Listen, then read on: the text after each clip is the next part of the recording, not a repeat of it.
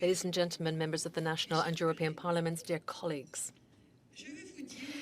On behalf of the French National Assembly, Mr. Richard Ferrand, I have the great honour and pleasure of welcoming you here in the Valley of the Loire, here at the Grange de Melay for this second interparliamentary thematic conference organised by the National Assembly within the framework of the French presidency of the Council of Europe. This is a symbolic site. It's no doubt the most remarkable example that we have in Europe of a monastic agricultural building. Built in the 13th century, and it was then given to a Benedictine order, which showed the importance of actually preserving our land. And it is here that we are able to see the first significance of our conference. It is this, the cultivation and development of our land, our rural environment, which is still a preoccupation for us in France and all members of parliament at union level. In a period where war is knocking on the doors of our continent, I could not start this conference today without expressing our unfailing support and our full solidarity with the authorities and the people of the Ukraine.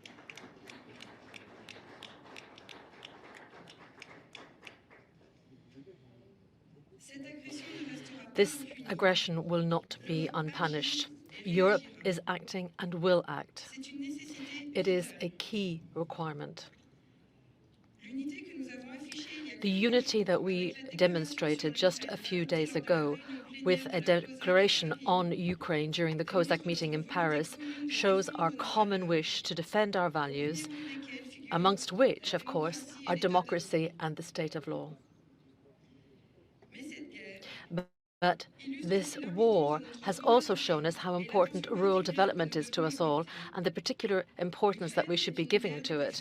Ukraine is one of the most fertile countries in the world. It's one of the major cereal producers that many countries depend upon.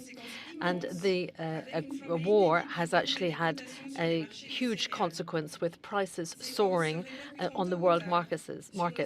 These increases are going to have an impact on our farmers, first of all, but then also on consumers throughout Europe.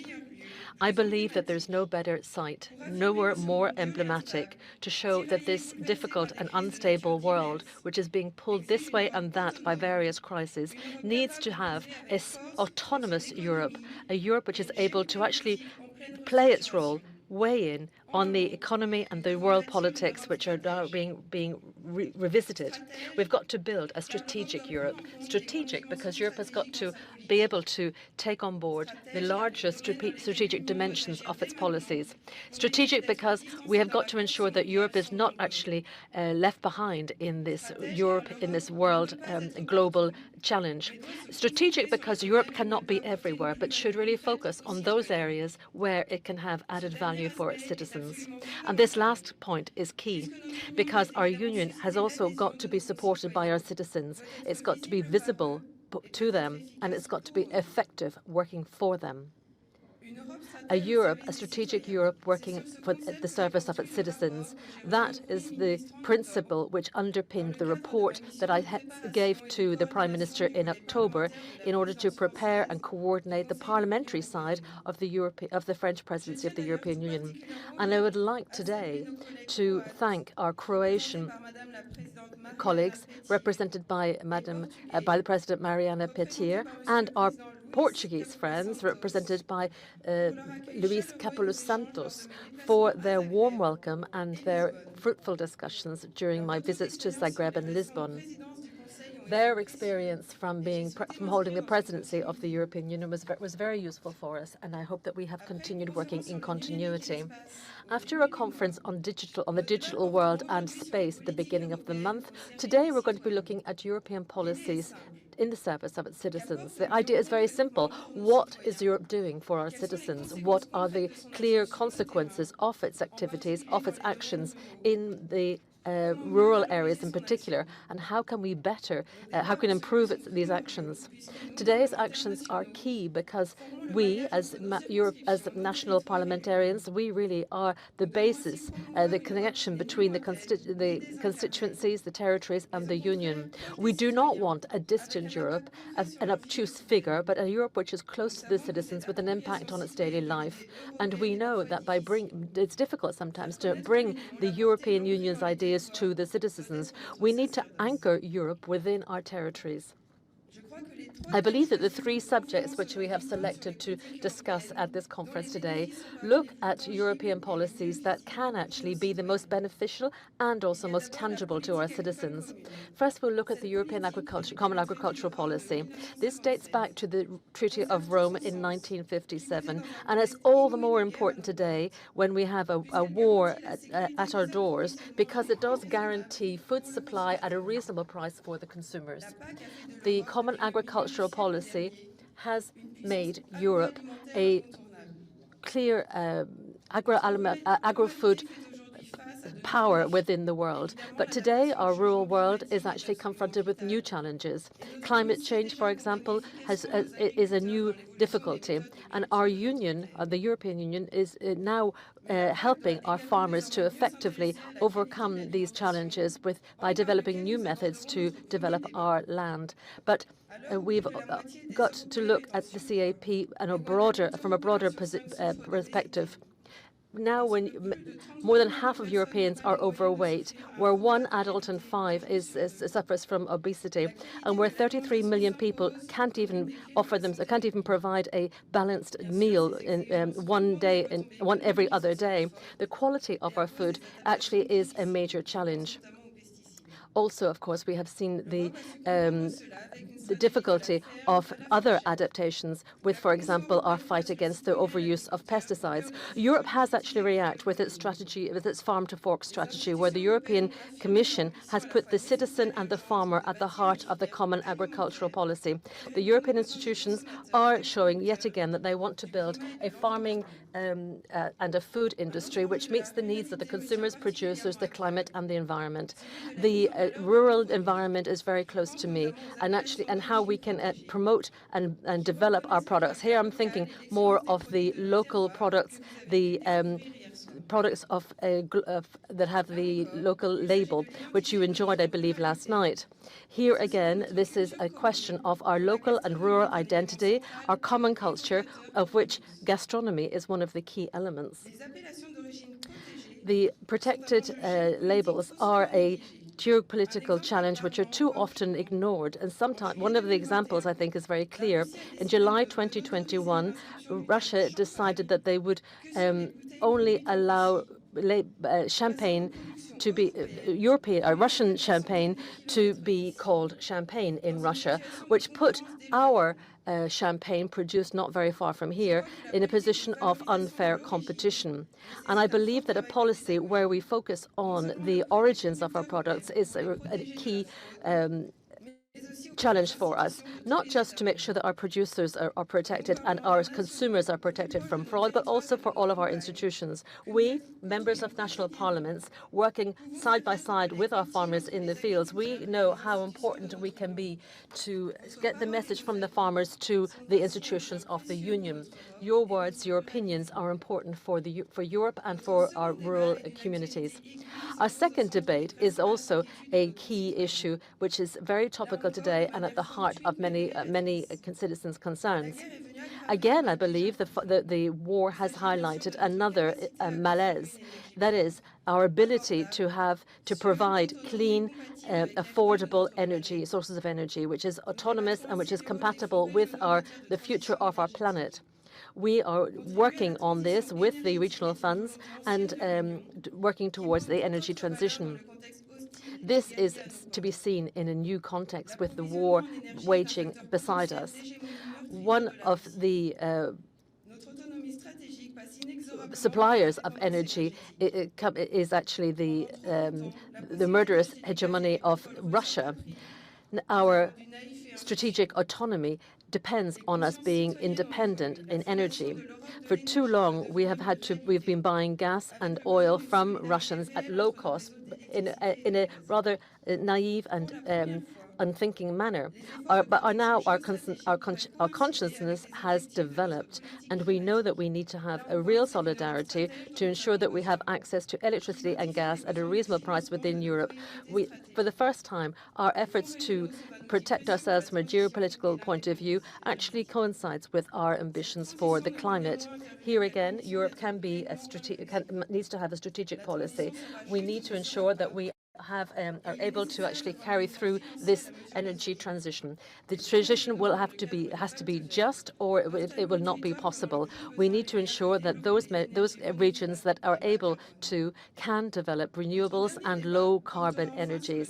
Our last debate is going to be focusing on sustainable tourism. This is a key issue again here in the Loire Valley in particular. The health crisis really knocked this sector for six. We saw a huge drop in international tourism in 2020, but our territories have not actually lost any of their attractiveness or any of their prestige. We have treasure after treasure in our countryside, in our towns, and the beauty remains constant. Our capacity to have this better understood and better seen throughout Europe is really important. We need now we're at the moment of truth. We've got to make sure that we get away from this mass tourism, and where we're wearing out these sites. We need to actually try to develop a new approach to tourism, where we see how development can actually be sustainable. I have suggested this in my report, that we create a European tourism label, which actually emphasizes the importance of the natural parks that we have and which looks at the conservation of nature. Europe can actually play an important role here by developing promotions and initiatives which could support local experiences and the good practices that we have in many of our countrysides. I'm really eager to hear from you, and I can imagine that we will have a dynamic and interesting debate today, full of original ideas, because I believe that one thing that I have learned by coordinating this side of the presidency of the European Union is how important our exchanges of views are to actually promote thought at European level, so that we can better understand what Europe can do and to see also to what extent we share concerns. Through these debates, I think we have fertile ground to develop arguments that will be heard by our citizens. Thank you. And with that, I open the first conference. Thank you.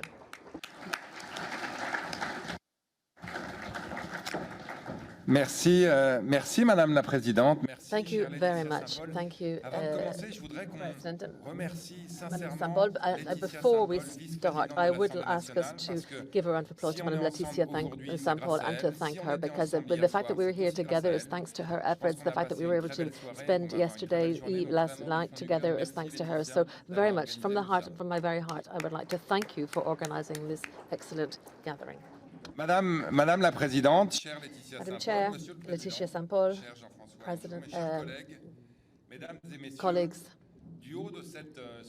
from the top of this building, 8 centuries of European farming and farmers are actually looking down at us from this very haughty site. The importance of our agro-food industry is so important, and that's why we wanted to organize this event in this extremely important site, which is so symbolic of our history.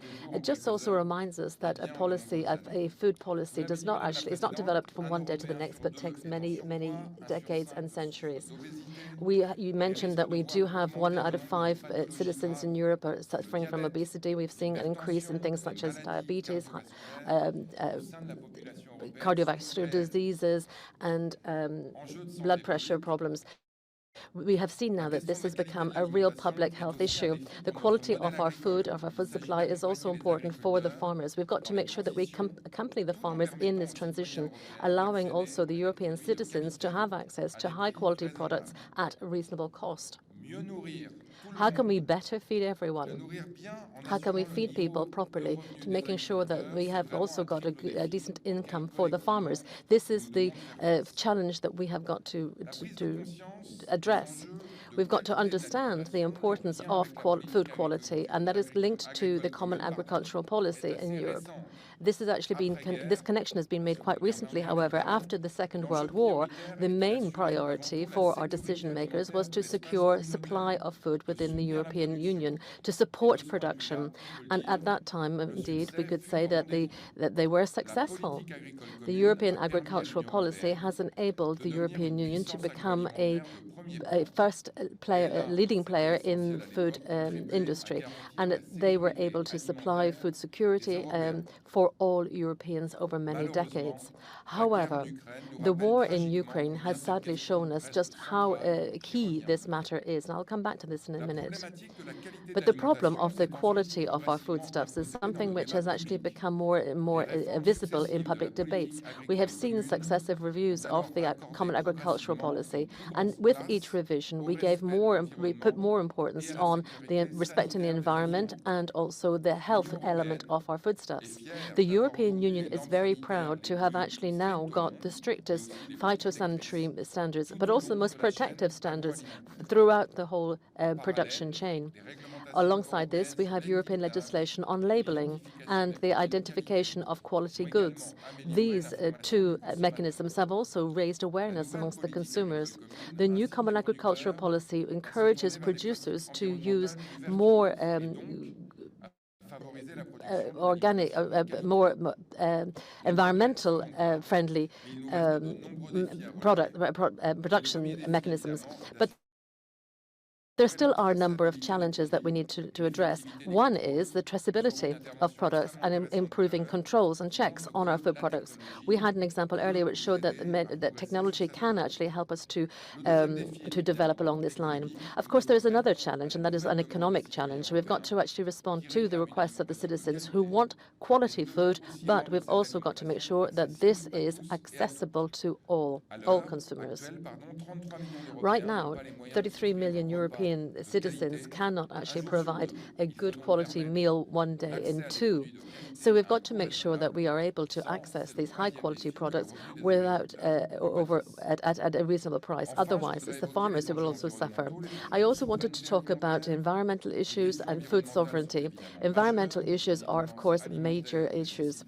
We need to ensure that we're able to accompany the farmers in this greening of the agriculture. We want to make sure that this transition can be understood within the framework of food sovereignty, food autonomy. And this is all the more important today with the war that we're seeing in Ukraine. Ukraine produced 30% of the cereals on the world market. Prices have shot up. 1 ton is about 400 euros today. Ukraine is the fourth exporter of wheat. A third of our fertilizers come from Russia. The Secretary General of the United Nations, Antonio Guterres, said that the war could actually lead to a raging famine. We've seen in Lebanon, Egypt, and other countries in the Middle East who are so dependent on the Ukraine for wheat imports that they only have a couple of months of stocks in there available to them. This means that we're going to have to adopt our farm to fork strategy, which was in fact developed at a post-world period, which is going to lead perhaps to a drop in production of some 13%. The Commission has proposed a new package which would enable us to actually move away from the greening of the CAP targets at this stage. But and I imagine other colleagues who will take the floor after me will have some comments to make on this. But before I move on to look at other areas, I just wanted to talk about 3 pillars which are important to address in the framework of the French presidency of the European Union. Firstly, the question of the reciprocity of standards. This obviously has got to be a priority. France, supported by many other European countries, wants to develop mirror clauses in all of our trade agreements to ensure that we do not have unfair competition and to guarantee for all that we have quality goods. Secondly, the information awareness raising of the consumers, which means that we need to push for better labelling and more information about quality labelling. According to a recent study, 85% of the European consumers do not know that these labels exist. They're not aware of them. And thirdly, we've also got to look at how we can improve the environmental element of our food production. This has a real impact on the quality of our food. It's important as well that we also offer alternative solutions without actually leaving the farmer to one side. And as I said, this is really important as part of our food sovereignty program. I also wanted to say that by improving food quality, this, I think, would be important for all of us because it actually has an impact on public health, on the environment, and the European Union must be able to provide healthy, accessible and sustainable food. And we've got to be able to set the example for other areas around the world. The Common Agricultural Policy has been at the forefront of these policies, and I hope that today's debates will enable us to make progress on how we can further develop this excellent program. Let me now give the floor to Jean-François Longeau, who is the president, who is at the Senate in charge of the rural development and economy. Thank you, Madam Chairman, Mr. Chairman. Thank you very much for your warm words of welcome. Ladies and gentlemen, the chairmen of the committees, ladies and gentlemen, the national parliamentarians, ladies and gentlemen, the European parliamentarians, please allow me to jump in. I'm particularly happy to speak to you today during this session. Food and foodstuff is a very stimulating subject, and we're at the crossroad of many challenges, economic, social, and health challenges. Now, it affects our lives on a daily basis, and I have a maxim or a saying, we are what we eat. I'm delighted by the quality of the work, and we're trying to bring under control our carbon footprint and the scale of the common agricultural policy. Now, this caters to a strong demand, a legitimate demand from citizens. Now, the war that our continent has been undergoing for the last few weeks has re-triggered discussions on food production. I'm convinced that we can direct our actions and be guided by these major issues. What I've also noted is that the strategy from farm to fork has had a lot of publicity or attracted a lot of comment during this presidential election. The political candidates in the French presidentials seem to be upping the ante on this discussion regarding the use of pesticides or fertilizers and the surface area dedicated to biological agriculture. I hear mistakes being said or inaccuracies which don't seem to be. This strategy should not serve to weaken our agricultural model, and we ought to strengthen the resilience of our model, increase the quality of products, and granted to production with our demographics. I'd also like to remind you that the agriculture sector has succeeded in reducing by 20% its greenhouse gas emissions since 2010, and this bears witness to our farmers to adapt. The regional development and sustainable development, our committee has worked a lot on these issues.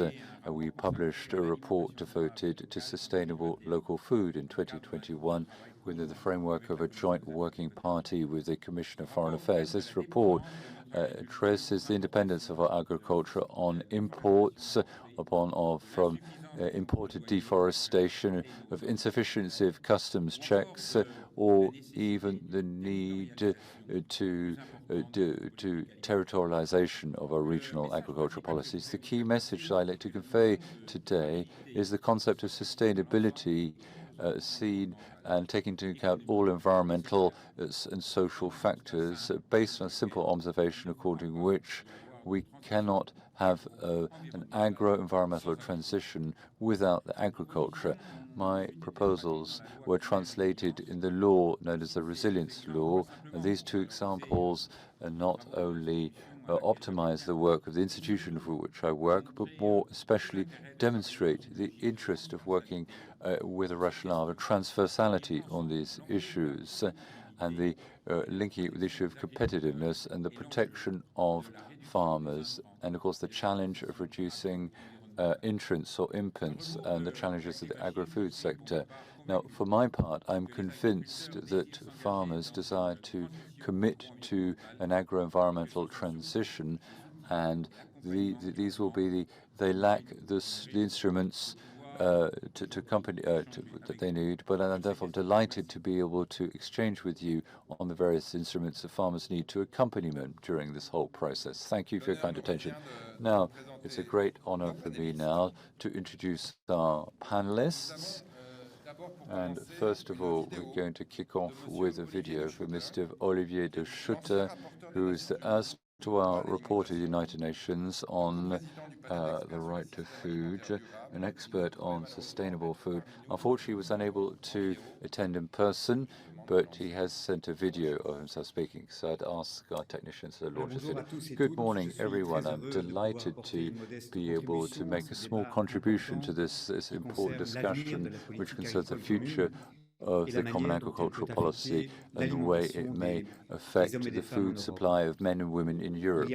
Now, just a few weeks ago, the principle, the main issue, which regarding the discussion of the reform of the common agricultural policy, which just been adapted, concern the compatibility of the common agricultural policy with the agri-food strategy from farm to fork, which the European Commission announced in June 2020, which should be reflected or translated or reflected by a whole raft of initiatives, including legislative initiatives emanating from the head of the European Commission to ensure that this agro-food strategy could direct our food production and food consumption systems towards more sustainable agriculture. And the major question raised just a few weeks ago was to be aware whether the CAP, the Common Agricultural Policy, been reformed sufficiently ambitiously to satisfy the objectives of the agri-food strategy from farm to fork, as well as the biodiversity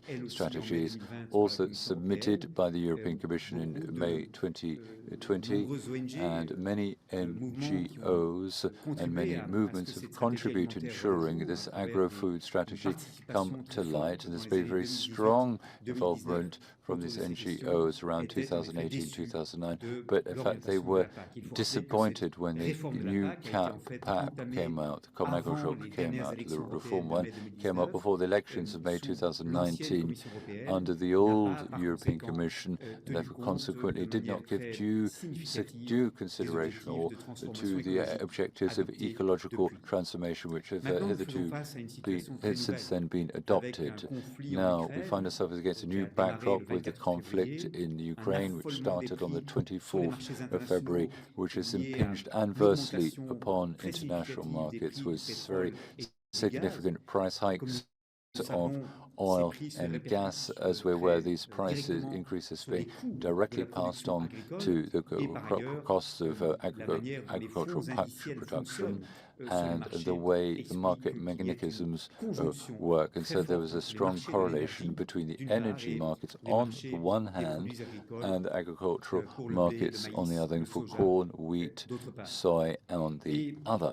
Now, it is this increase, this very significant increase of prices in the food products, which is being passed on, depending on the member states, onto the household budgets, and which has prompted us to fundamentally review from top to bottom the objectives of the European Commission with this farm-to-fork strategy. These players, these actors, have said we need to increase production. We have to put in brackets the requirements of maintaining land and fallow. We have to jettison various various environmental standards which normally ensure a greater reconciliation between production and environment. Now, I would like to say I don't subscribe to this particular viewpoint. During this crisis, this has flagged up the dangers that exist in maintaining food production modes which are closely correlated to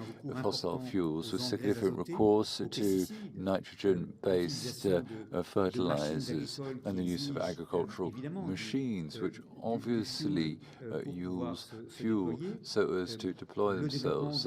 Now, the development of a long supply chain which has resulted in the transformation and the transport of agricultural fertilizer, this requires significant amounts of energy consumption, and this crisis also highlighted the dangers upon being reliant upon imports and not producing what we need to consume and not consuming sufficiently what we ourselves produce. My deep conviction, ladies and gentlemen, is that food sovereignty requires a strategic approach from agricultural to production to food-based production, which reduces the reliance of the EU on imports of wheat, of Ukrainian wheat and Russian wheat, and more broadly speaking, should prompt us to meeting our own needs, catering for our own resources, for EU resources. As the issue, therefore, food sovereignty is only the viable pathway in the future, a strategy which will involve speeding up the transition to agroecology, to more sustainable agroecology, which is less dependent on inputs and more environmentally ecological friendly. That is the only way we can decouple the food products market from the energies market. This is why this crisis should not prompt us to change course, to switch from the course changes, but to maintain a green sea common agricultural policy for a healthier form of food, which is more resilient to external shocks, be they climate-based or economic-based, or more mindful of the environment. That is what I aspire to. That is my wish for the future. And I'd like to thank you for kindly looking into these issues. And of course, I remain at your disposal to pursue any exchanges in the future. Thank you very much, Mr. Schutte. Thank you, Mr. de Schutte. Well, I don't think we'll be able to listen to him a second time. I think once was possibly enough. Now let's come back to the conference room. Karine Jacquemin, who is the Director General for the non-NGO Food Watch, who has been militating for a long time for transparency in the food sector with a health-free, risk-free food, and she thinks that food should be made available at affordable costs, and I have the opportunity of working with Madame Jacquemin. So over to you, dear colleague.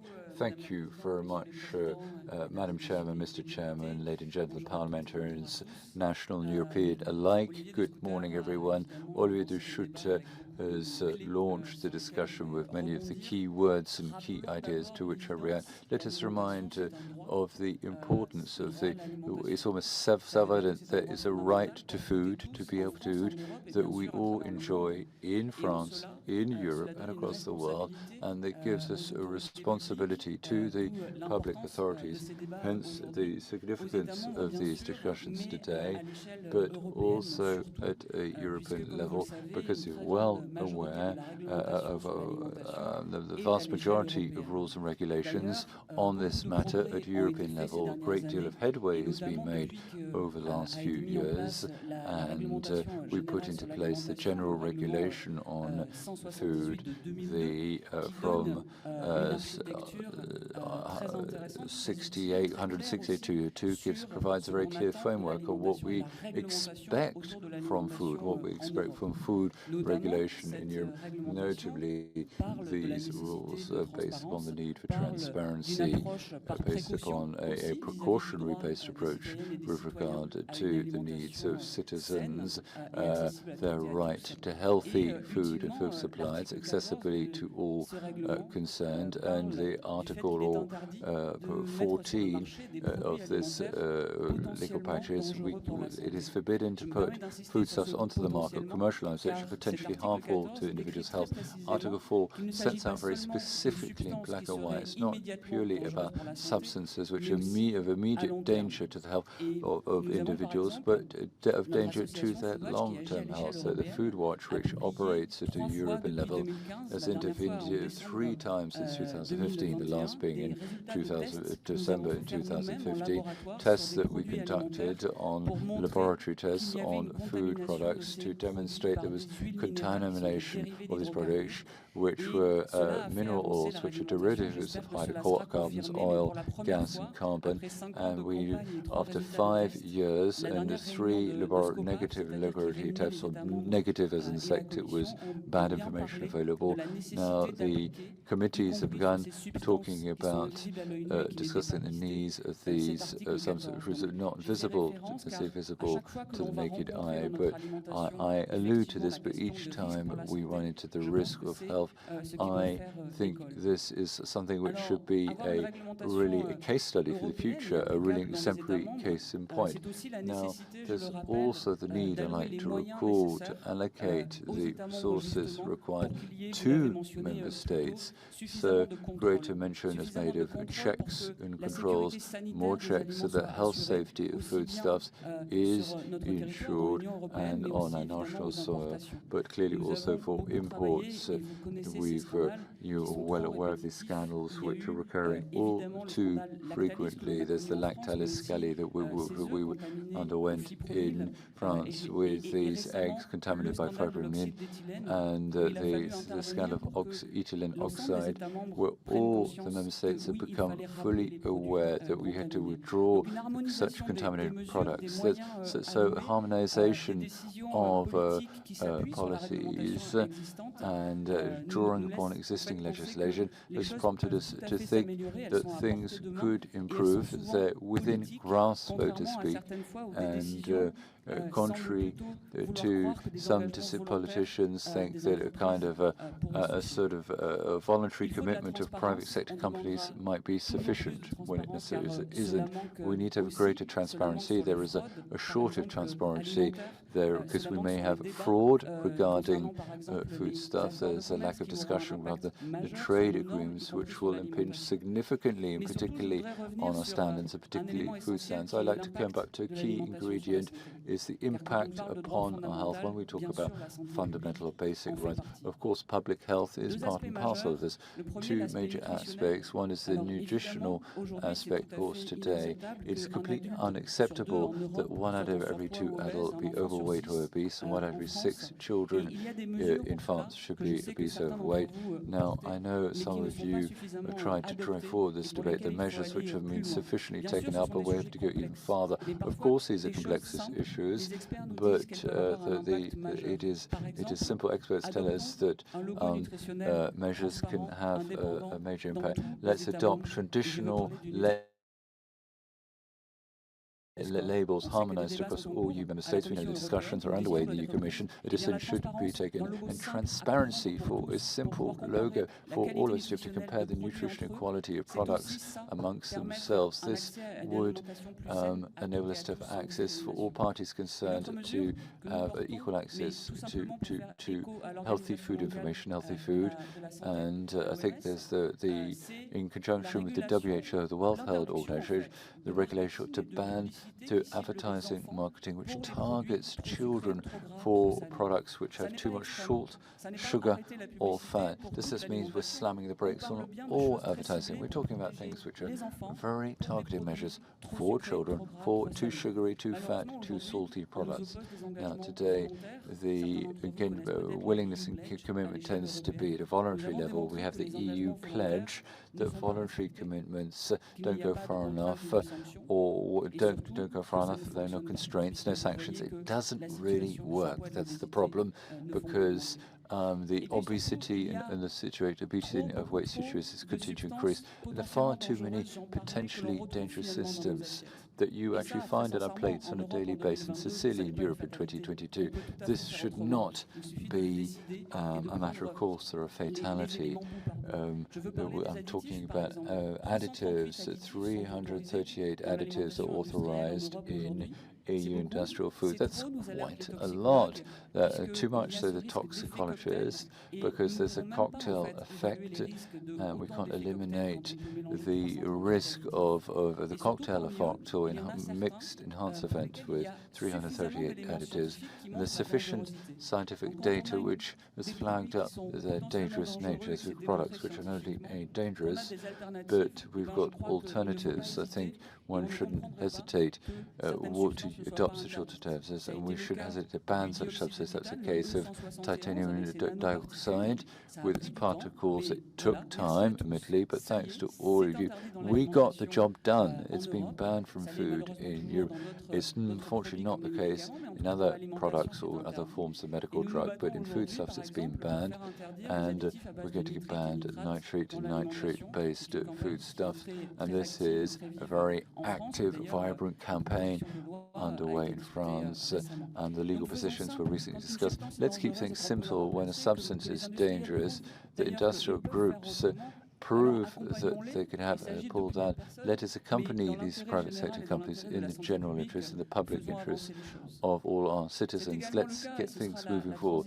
That will be the case with the upstream transition. What ends up in our plates starts much earlier down the line with ultra-transformed products which don't all come from fields, and agriculture is closely entwined with what we eat on a daily basis. I want to talk to you about the question of pesticide residue in any event, because what ends up in a plate on the same basis as other ingredients which are potentially dangerous for us, but the situation in the Russian-Ukrainian situation, how this will adversely impinge on our agri-food systems, well, this is a priority issue, there's no doubt about it. So let's talk about it. Let's talk about it with political platitudes or with ideological propositions. What this Ukrainian-Russian crisis has flagged up today is more than ever before demonstrated what we already knew. This agricultural system that we have, which really is on its last legs, is too reliant on negative factors. So rather than stating, I just want to reiterate it, there was an op-ed signed by 200 or 300 so scientists, which was published, and said quite simply that do we more of this system which is tends to be working in its head, which is extremely dependent. Do we want to be more dependent on nitrogen-based fertilizers coming from LNG, case from Russia? And we're not pointing the finger anyway. It just shows that the system today is not working, and in any case has limits that we can all see. And in any case, this system will simply impoverish our land and our ability to feed people, or certainly not to feed them in a healthy and affordable way. So there are other ways rather than just continuing with the same system. Today, we see, I'm sure you know, Naomi Klein's shock therapy. You know, this is a Canadian writer, you're probably familiar with, who's shown that in crises, some people try to take advantage of it, and sometimes private interests are protected rather than public ones. So if we want to do something about this, we have to draw a line between public and private interests. This is what a lot of NGOs are doing. At the same time, we see there are lobbies that just a week after the first bombs were dropped in Ukraine to put forward a solution for the crisis. But we shouldn't underestimate how important this will be. There will be shock waves coming out from this situation affecting food and farming. This is enormous, and we have to take this seriously. I will try to summarize now. Let's take advantage of the situation to move in the direction that leads us to reducing fertilizers and our demands. It's been more resilient and more based on solidarity, perhaps putting an end to food commodity speculation, which undermines everybody's right to food. Thank you. Merci. Thank you very much, Karen Jacquemart. As I was saying earlier, food traceability and even non-food traceability is very important. So I'm delighted to give the floor to Stuart Whitehead. You will see he works in a fascinating business, and I'm sure that if I've understood, you can give a sort of X-ray view right the way down to the smallest detail, find out where our food comes from. So do listen very carefully to what Mr. Whitehead has to say. You have the floor, sir. Thank you. Madam President, committee chairs, distinguished guests, ladies and gentlemen. Bonjour, good morning. Firstly, I would like to take the opportunity to thank the organising delegation for inviting me to speak today on this important and growing issue of transparency and traceability within the food supply chain. My name is Stu Whitehead, the Global Head of Sales for Oratane, a global company originally founded out of my home country of New Zealand. And our vision is quite simply to be the world's most trusted partner at verifying the provenance and authenticity of products through the power of forensic science and data. We operate across the world, working with governments, regulators, industry bodies, farmer associations, businesses and brands to protect and promote the provenance and integrity of food, fibre, pharmaceutical and even other natural resources. And it's our firm belief that by independently, scientifically verifying these provenance claims, you can ensure trust in an ever-growing, complex and convoluted supply chain.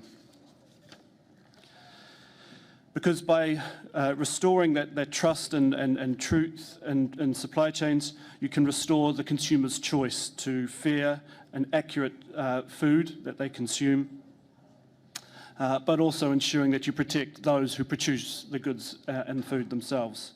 But why provenance? Is it not more important to ensure the food safety rather than prove where it has come from? And that should be the focus of any farm to fork or common agricultural policy. We would, however, argue that the two go hand in hand, because first, if you do not properly understand or know with absolute assurance where your food comes from, then how possibly could you support and substantiate that it is safe? So the two very much go hand in hand. And I guess when you look at it from a consumer perspective, consumers today are wanting more and more information. They want to know that it is a food that they consume is safe, that it is trusted, sustainable, that it is supportive of human and environmental standards that they now demand. And to be able to do that, you need to be able to first, as I mentioned, prove where it comes from and support those. And similarly, on the producer's side, and as the son of a farmer myself, I understand that farmers,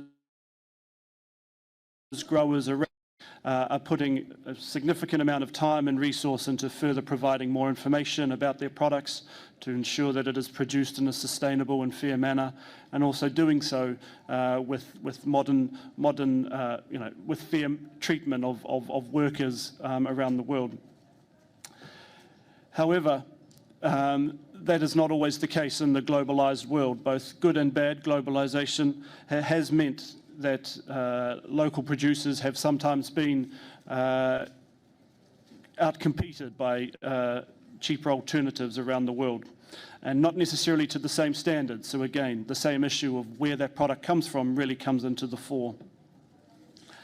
And so from an Oratane perspective, we are really on both sides. We are helping provide extra integrity and assurance to the consumers, but also helping the producers themselves protect and promote the fantastic quality goods that they are selling to the global consumers, and more in particular here for the EU consumer. And so how do we do that? Well, unlike a traditional traceability, our technology is not based on isn't barcodes or labels or even blockchain. We are advocating for product-based forensic science. And the science nowadays is becoming more and more advanced.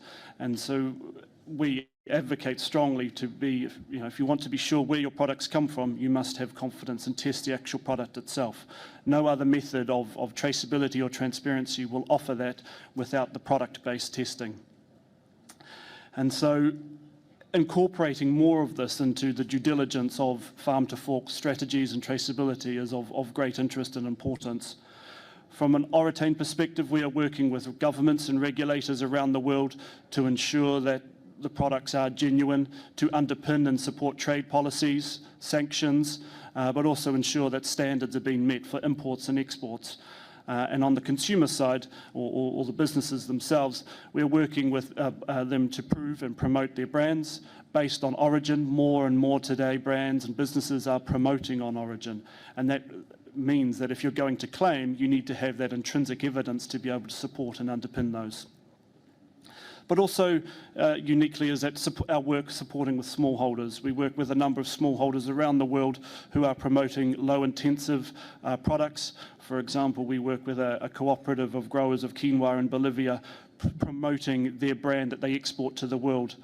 And by being able to test the product in export markets, they can assure their consumers of the origin of their products, but also underpinning the extra claims that they are making around supporting smallholder livelihoods, the sustainable and trusted production of such products.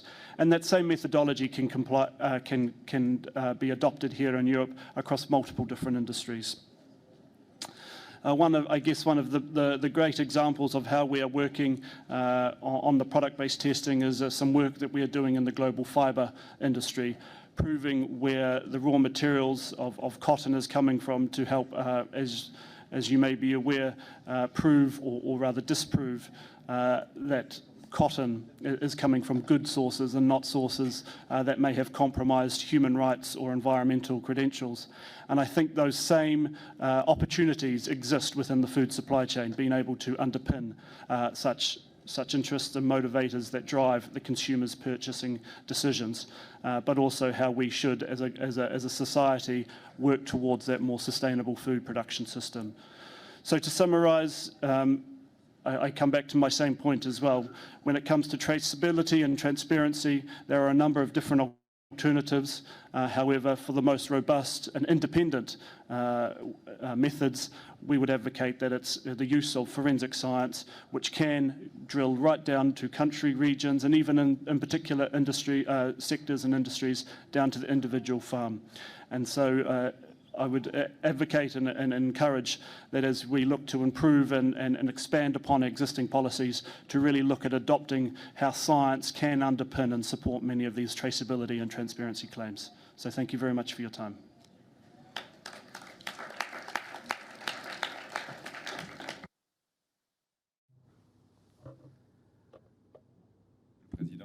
Thank you very much. I think it's over to you, Mr. Longo, isn't it? Yeah. Yes, ladies and gentlemen, we've now reached the Q&A or discussion stage. We've got 13 speakers listed, so what I suggest is that we ask you to restrict your speaking time to 2.5 or maybe 3 minutes. And to make sure it's a lively discussion, we will have 2 parts.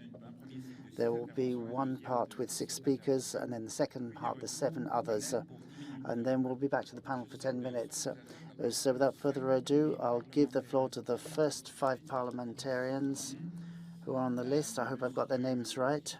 Cristiano Anastasi. I passed my time. Thank you.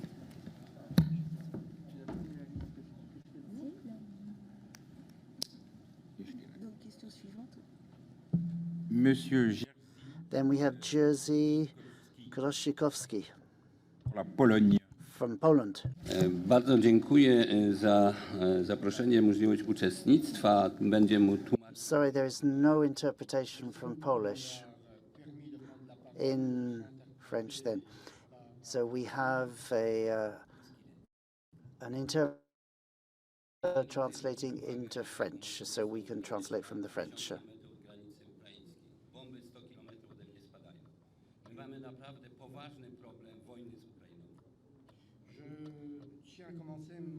I want to start by saying one important thing. I live about 50 kilometers from the border with Ukraine.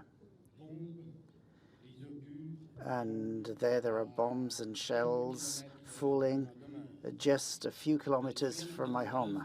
I widzę, jak przychodzą uchodźcy z Ukrainy. Jest to ponad 2 miliony już dzisiaj w Polsce, a 3,5 miliona mówią w całej Unii Europejskiej uchodźców z Ukrainy.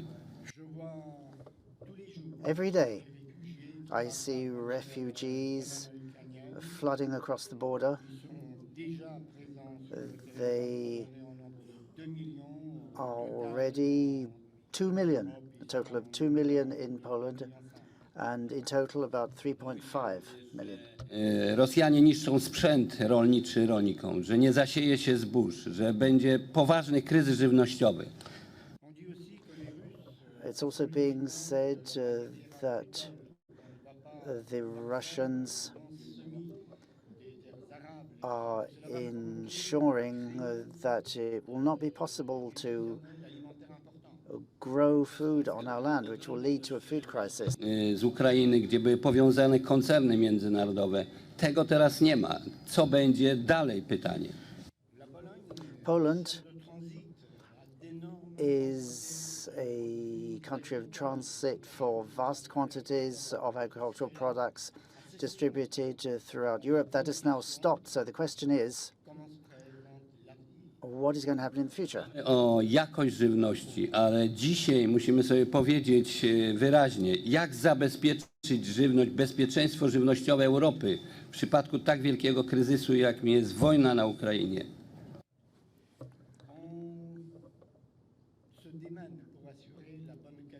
So we're wondering how we can ensure the highest quality of our food products. But there's another issue. Say, how will we make sure that we have food security in Europe in this context of crisis and war in Ukraine? Europy w dziedzinie produkcji żywności wymaga zapewnienia stabilnych warunków prowadzenia upraw. To cope with this, we have to make sure that going forward we can have sustainable food production. Powinny mieć dostęp do środków produkcji, tak aby konkurować z innymi państwami. In order to do so, member states have to be able to have access to competitive food production methods. Ale również państw trzecich, ale na równych zasadach. And when I say that, it's not just the EU member states, but other countries as well. But they must all follow the same principles, so there's a level playing field. Zarządzanie składnikami odżywczymi w rolnictwie jest jednym z elementów. One part of that would be good agricultural management. Europejskiej suwerenności żywnościowej. And this would mean we would ensure European food security. Parlamentu Europejskiego, do Komisji, do Rady, aby zrównoważyć koszty produkcji dzisiaj, szczególnie nawozów, innych z wysokich kosztów, kilkasetkrotnych przez wzrost cen paliw. And today, we have to do everything to raise awareness in the European Parliament and Europe in general, so that they are incentivized to strike the right balance that will enable us to deal with the increase in prices of fertilizers and other inputs. Chciałbym tylko jednym słowem zwrócić uwagę, że Zielony Ład i strategia od pola do stołu musi być zweryfikowana w tym momencie, a nawet odłożona w czasie. I will leave it at that, just saying one thing. The Green Pact and the Farm to the Table strategy are things that we must focus on, and they have to be the priority for Europe. Merci. Thank you very much. Now for Lithuania, we have Mr. Viktoras Prankietis.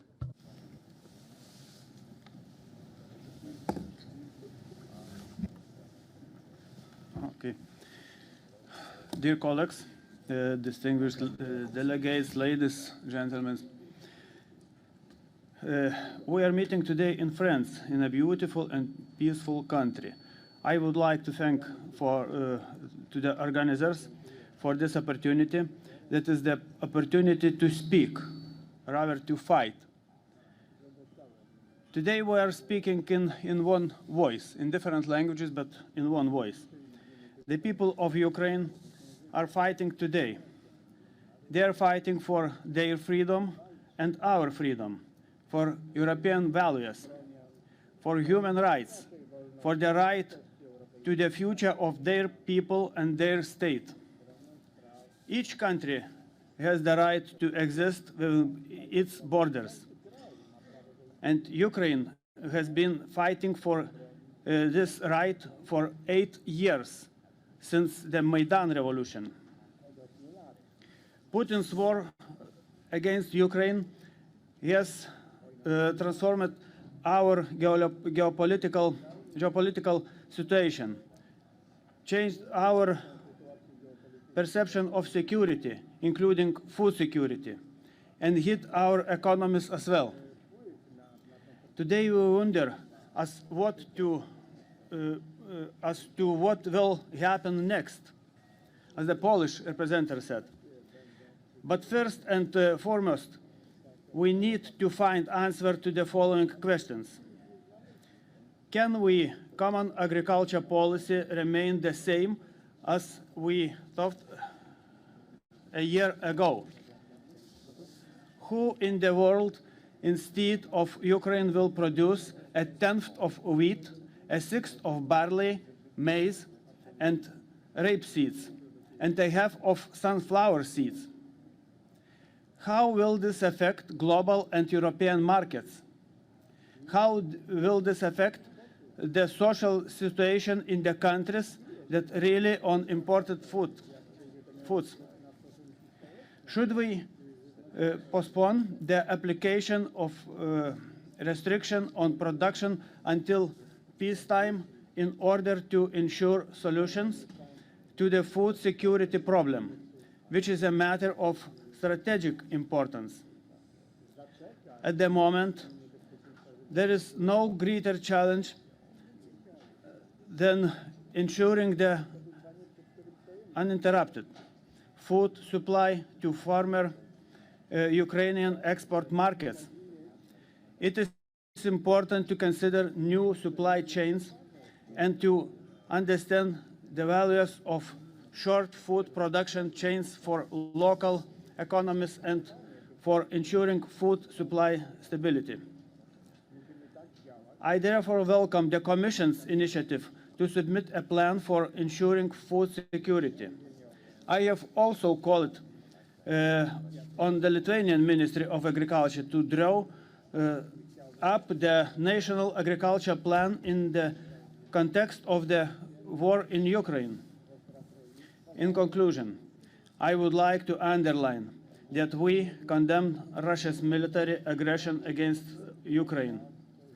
The peaceful people of Ukraine die because they want to be part of the West and part of the European Union.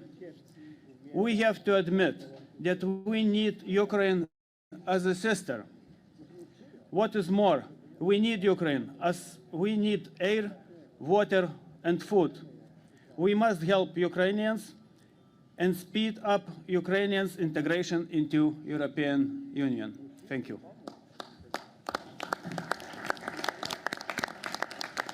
Merci pour le Portugal.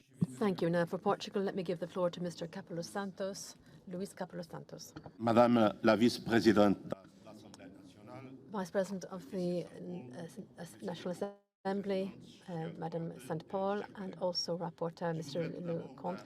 I would like to first of all thank the French National Assembly for having extended us such a warm welcome and organising this conference. This specific year is the year when we're celebrating the 6th anniversary of the entry into force of the Common Agricultural Policy. And we are all very familiar with the past, the history of this policy. We have been able to actually work through the various ups and downs of its history. We've corrected the difficulties. We've been able to actually meet the market requirements. We have accommodated enlargement, and we have guaranteed the quality and stressed out the path towards helping agricultural to combat the environmental and climate challenges. However, despite all of this, we have in not been able to properly overcome the unfair repetition of funds to the different regions through the parliaments and the governments. The rules that were established in 2013, and I myself actually was involved in developing the convergence policies as a rapporteur for the European Parliament at the time, those efforts were not sufficient. However, overall, I think the global assessment on the CAP is rather positive. The most recent reforms go back to 2021 under the Portuguese presidency, and that was a very good compromise. It was a compromise which it was possible, and therefore it was good. But right now we have got we've got better tools to actually combat the realities that we're confronted with, to work towards the green CAP and implement the farm to fork strategy. And I do hope that the strategic plans will actually confirm this in future weeks and months.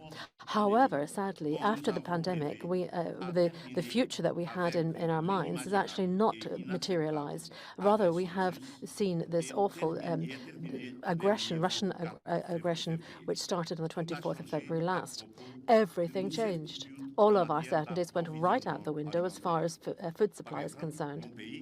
In my country, for example, my country, like many others, had developed a specialization process in many areas, seeing the decoupling of direct aids, and had actually given up more or less the entire production of cereals.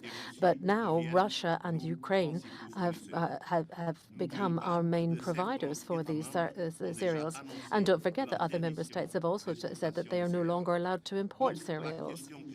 So the question that I have to our rapporteurs or our speakers today on our panel, my question to you is, what more can we do to ensure that we do have a certain amount of safety of supply of good quality foodstuffs with such an uncertain future at national and European level? Thank you. Thank you very much. And now for Ireland, let me give the floor to Mr. Cachel.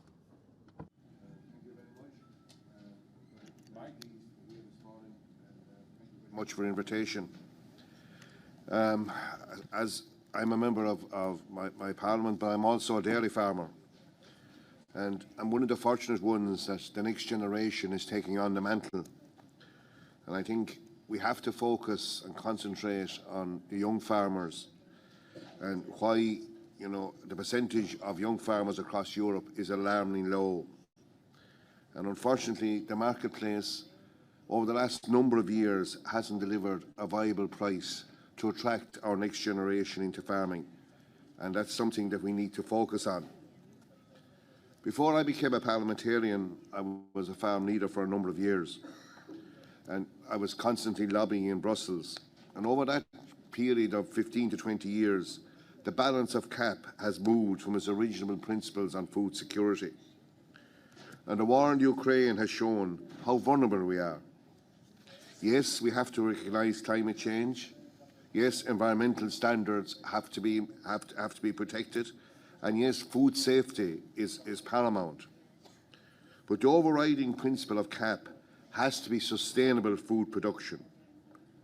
And we need to embrace all modern technology. And I was glad to hear Mr. Whitehead's presentation here this morning. We need to embrace all the advances that are there to help us in that sustainable food production. And yes, we can have sustainable food production and reduce our emissions and protect our environment. The EU has always insisted, and rightly so, in the highest standards regarding food safety. We have just finished another reform of CAP. And I think, you know, in the changing circumstances that we now find ourselves in, we have to revisit that. And the principles that inspired the creation of the EEC are still the same. Food security and the highest standards of food for European citizens. The next generation of farmers need to be convinced that the EU will not hinder sustainable food production, but will revert to actively encouraging it. The last few weeks have clearly demonstrated, without argument, that European safety and security depends on it. Water, food and energy are the three essential components of security and the safety of our community. CAP no longer undertakes on food security or no longer delivers on food security at a reasonable price. We need to refocus and go back to basics. Sustainable production at a viable price with a viable return for our next generation of farmers. That's what we have to do with the Common Agricultural Policy. And food security and the protection of our citizens, and to ensure that we embrace all the modern technologies that are there for the sustainable food production that we can do in Europe. And I'll just finish. My country is a small country, 5 million people, but we have the ability to feed 60 million people. And the modern technology is there that we can do that and protect the environment and ensure that we tackle climate change. But sustainable food production has got to be the focus. Thank you, ladies and gentlemen. Merci pour Thank you. For Cyprus, let me now give the floor to Mr. Gabriel Yanakis. Dear colleagues, we live in an era where one crisis follows another. The COVID pandemic and the war in Ukraine have led to a new and unacceptable situation which affects all areas of our lives. Inevitably, the agricultural sector is one of them. Raw material and energy prices have skyrocketed, increasing the cost. In addition, due to dramatic developments in Ukraine, stocks in many countries, especially in grains, are declining with a high possibility of additional cost to both farmers and consumers, which will lead to new chain and multiple effects. And these come over and above the existing challenges that the agricultural sector is facing. Being an island country, isolated from major export markets in basic land fragmentation, higher costs to imports of raw materials, higher labor costs, and more intense climate change effects. The EU must take into account the particular challenges and conditions of each member state. More emphasis should be given to small and medium-scale farming to support the food producers against big buyers of fair practices and ensure and added income to farmers. Young farmers should be encouraged and integrate new technologies and farmers. New technologies and innovation in primary production in order to achieve mass agriculture. The EU must manage innovation in primary production in order to achieve smart agriculture. In light of the latest developments, considering setting a ceiling price on raw materials and grains will protect farmers and ensure that all citizens have access to basic necessities such as milk and bread at fair and accessible prices. Also, considering the maintenance of strategic stocks corresponding to the obligation of traders and importers will ensure that no farmer is left without fodder, that possible artificial storage and avoid, and that a fair enrichment of traders which by default and after consumers prevented. Thank you for all organizing this event. Thank you very much.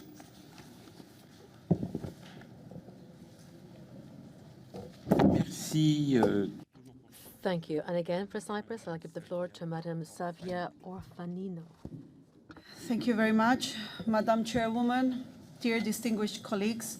Allow me firstly to thank the French presidency for the very well-organized and extremely important conference. Over the last years, the health sector has been affected by unforeseen circumstances which required an immediate and collective response.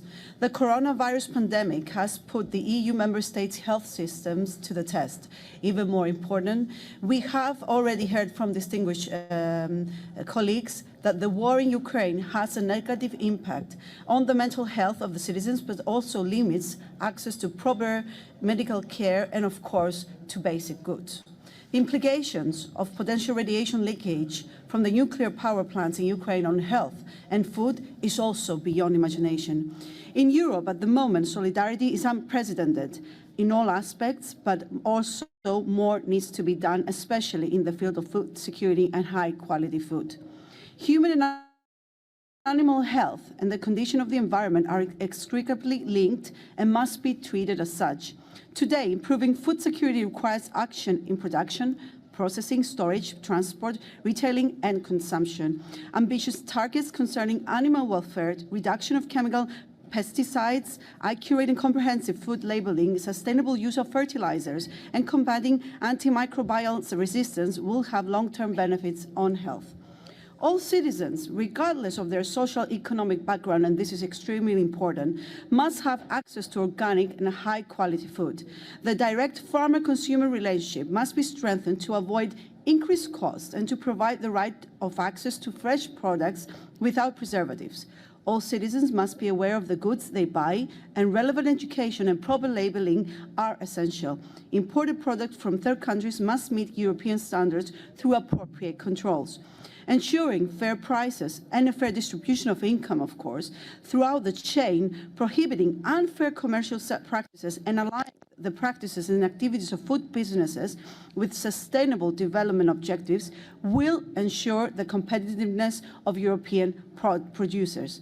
Europe needs to establish an agri-food system with local market shelves supplied with nutritious food less harmful to the environment, and to create supply chains which are more resistant to extreme weather conditions, price increases, pandemics, or wars.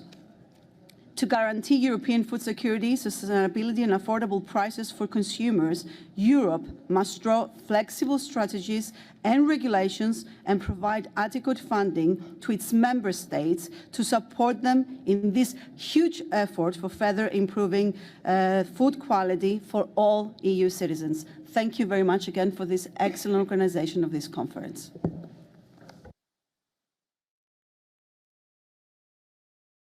Merci, Madame Mariana. Thank you very much. Now, Mariana Petir for Croatia. Chair, thank you, dear Letizia St. Paul, Vice Chair of National Assembly, for organizing this conference and for your inspiring speech today and yesterday also. Food safety is a EU high priority, affects all citizens, and it's closely linked to the trade policies. According to the analysis of the European Court of Auditors, the EU food safety model is soundly based. However, it's also overstretched, as the Commission and Member States do not have the capacity to implement it fully, so it's necessary to adjust and make it more flexible. At the same time, this model allows import tolerance, tolerates in food products imported into the EU from third countries residues of certain pesticides, which I consider unacceptable and advocate for zero tolerance. Strict EU requirements for European producers pose difficulties in terms of cost and possible lower competitiveness. The adoption of standards promoting public and private quality and certification systems should be expanded, as the production of specialties can be a competitive advantage for small farmers and processors. Croatia introduced the national quality system, Proven Quality, which is designed to additionally label higher quality agricultural and food products within each sector. However, the cost of compliance associated with voluntary standards are a limiting factor, and therefore it is necessary to introduce an enabling policy to strengthen producer organizations and to ensure tailor-made support during the transition period.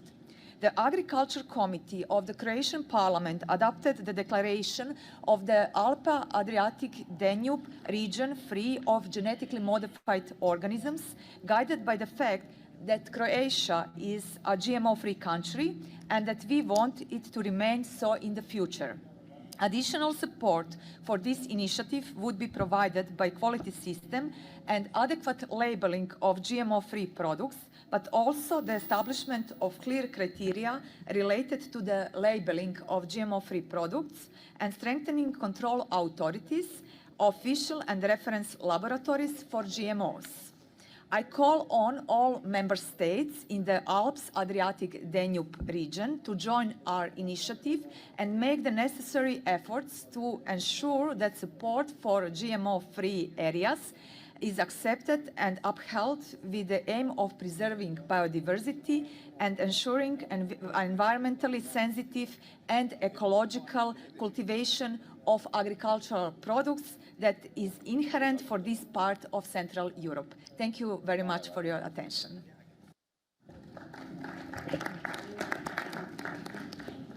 Pour l'Espagne, la parole est For Spain, let me now give the floor to Juan Capdevila y Esteves.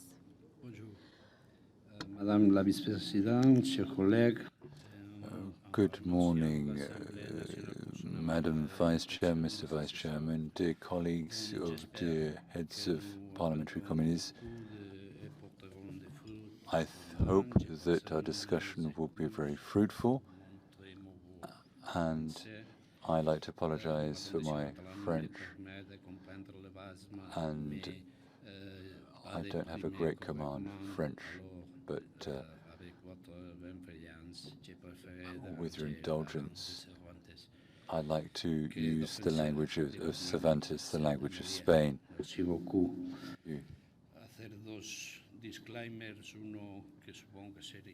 So, I've made some disclaimers, and I imagine that's going to be repeated by all of our delegation, I think, to speak against the massacre in Ukraine and to stand in solidarity with those who are suffering the impact of this war. Secondly, I'd also wanted to say that I think that we are also suffering this European paradox. I think that we shouldn't forget that we are in this situation. I think that we should be concerned to make sure that we have got a better quality, better quality standards, but I think that we shouldn't forget that a lot of places around the world, and sometimes in our own countries as well, we have a problem which is actually one of sufficient quality of foodstuffs.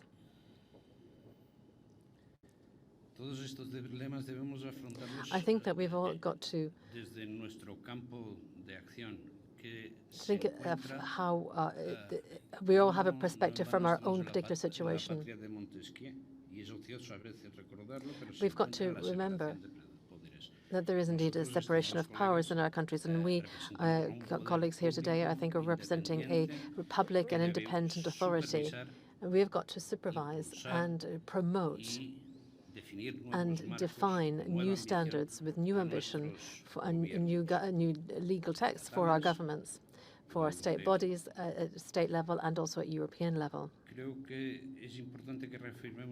And I think it's important that we are able to show our independence and our sovereignty, and we have got to focus on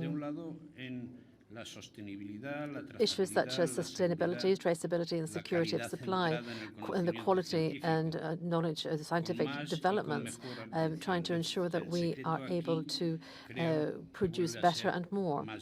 And I think that we need to have more Europe in order to do this. On the other hand, however, we've also got to look at European level and look at it from inside and from outside. From outside, when we look at the fight against dumping, not just economic dumping, but also social dumping.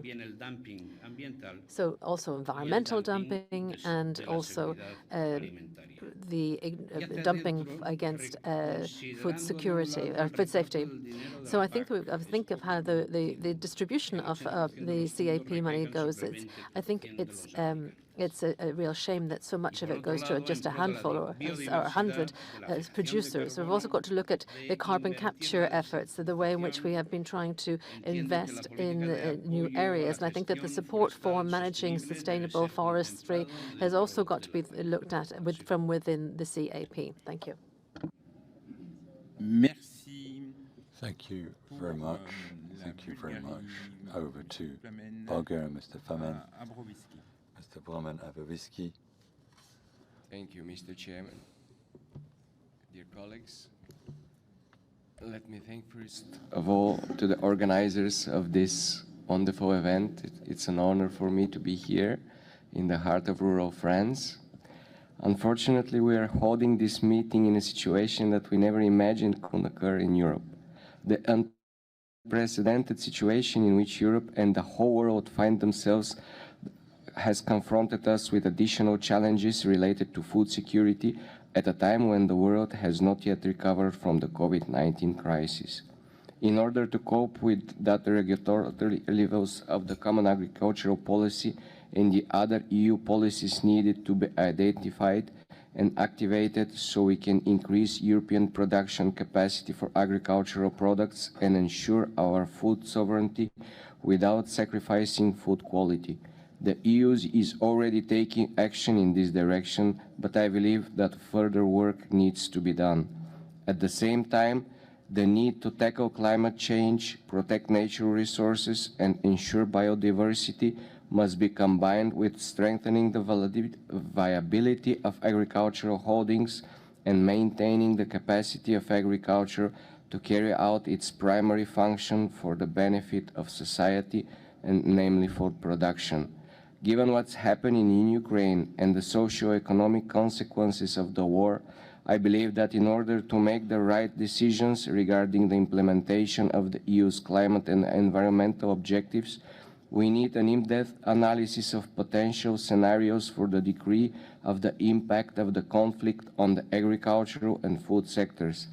It's essential to strike the right balance between maintaining the competitiveness and resilience of farms on one hand, and at the same time realizing the environmental ambition.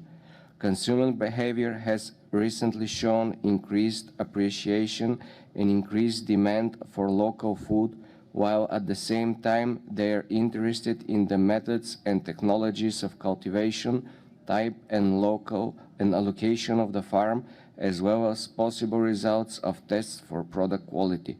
The most important factor in increasing consumer confidence is ensuring safe and sustainable food. Therefore, it's necessary to provide conditions for improving the control activity, and a step in this direction would be the strengthening of laboratory control for testing of both primary organic agricultural products and processed biological raw materials and products.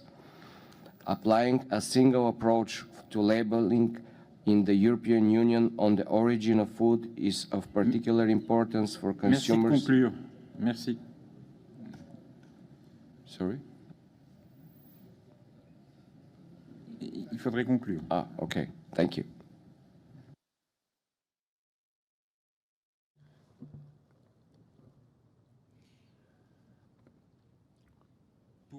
So for Italy now, Mr. Naki Grazie, sono veramente grato alla Presidenza Thank francese you very much. per I'd like aver to voluto thank the usare questa French occasione della presidency, conferenza delle which has commissioni used parlamentari this sulle opportunity, politiche this europee a occasion favore dei of cittadini France's EU per porre al presidency centro and this dell'attenzione in parliamentary questa committee prima sessione e conference per porre alla on nostra EU riflessione policies e confronto la to politica place agricola these issues at the comunitaria heart of our e il strategic miglioramento thinking della today, qualità the alimentare dei common cittadini agricultural europei. policy and improving Negli food anni, come è safety stato for detto, European la PAC citizens. ha Now, perseguito prima l'autosufficienza first alimentare of all, e lo sviluppo the della common qualità della agricultural vita policy nei is pursuing territori e nelle autosufficiency comunità in the rurali e development locali, or e increasing poi il the miglioramento quality of della life qualità in in the rapporto regions and rural all'ambiente, communities, la and sicurezza also enhancing alimentare, la the salubrità degli quality with alimenti regard to e la environment, sostenibilità anche in food rapporto al clima. safety and security, Lo si è and fatto the costruendo un cleanliness corpus of normativo healthiness of che è senza foodstuffs dubbio il and migliore al mondo, sustainability ma lo with si è regard to the fatto climate. anche We've done this costruendo e by riconoscendo building on the strumenti past giuridici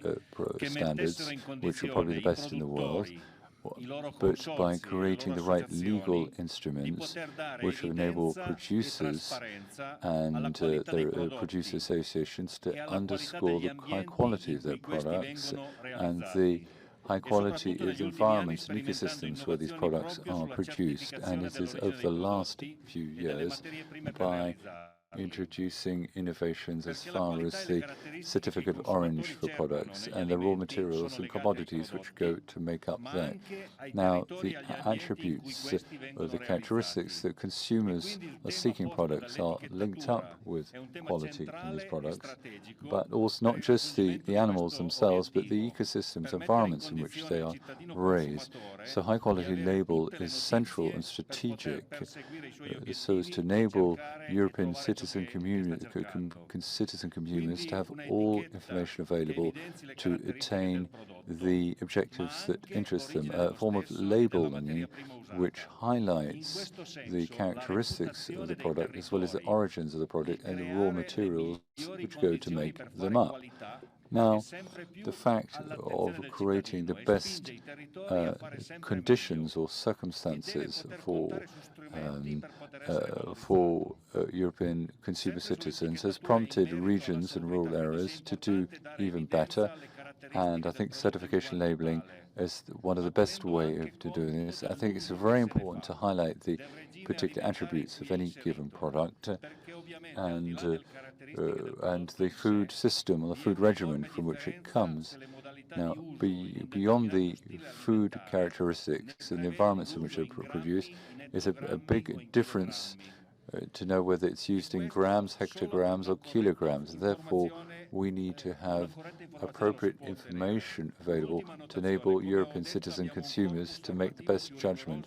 A last remark, we have this corpus of EU rules, this raft of EU rules, which is already ambitious as it stands. We want to improve it even more.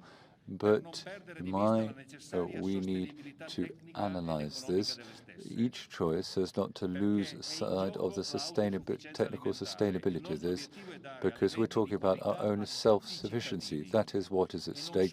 We need to provide high-quality food ingredients to all citizens, and not only the privileged few that could afford it by importing products by avoiding products with the least guarantees.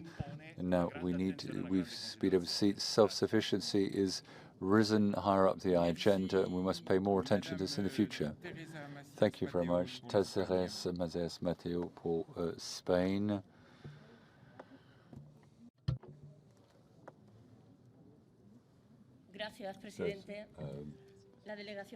Thank you very much. The Spanish delegation would like to express its solidarity and commitment to the people of Ukraine. Women, the children, the sisters of the world are looking, and we need a response. Obviously, we need to talk about food policy at this moment, and this means that Europe has to reconsider its food security mechanisms and market intervention mechanism to ensure this independence, and therefore the supply chains and producers must not have to deal with huge cost increases. If this doesn't happen, everything we're talking about today makes no sense whatsoever. Therefore, we really do need to rethink the targets that we have set ourselves to ensure that given this paradigm change from producers through retailers and the distribution chain, we have to be able to provide affordable, healthy food to the European population. Spain wishes to stress that mirror clauses in agreements with third-party countries have to be maintained because this is not incompatible with the multilateralism that we need to pursue. It's vital, but at the same time, we have to refer to what the WTO said about the duties that were imposed on Spain's black olives, for example. This American practice is calling into question all the CAP support measures. It's not just a problem for Spain, but it undermines the whole community support system that we have across Europe. Europe needs to address this together because Europe has to provide a response. Just want to say something about producers and the supply chain. So we know there are recovery and resilience plans. We need to use this to increase the quality and quantity of our food supply. And we also need to provide better guarantees for our consumers. And in this forum, we must not forget consumers because they are the cornerstone of the home systems. And consumers are not all blessed with the purchasing power that we might think we have. So we need to provide a range of products that are affordable to everybody. And this brings us back to Ukraine again. After war, we have famine or food shortages. You have to make sure that affordable food is there for everybody.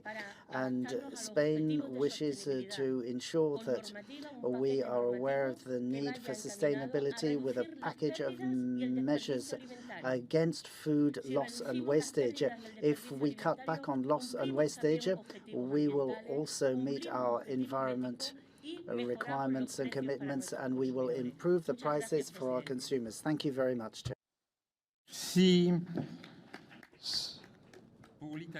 Now, for Italy, for the floor is over to Monica Savero.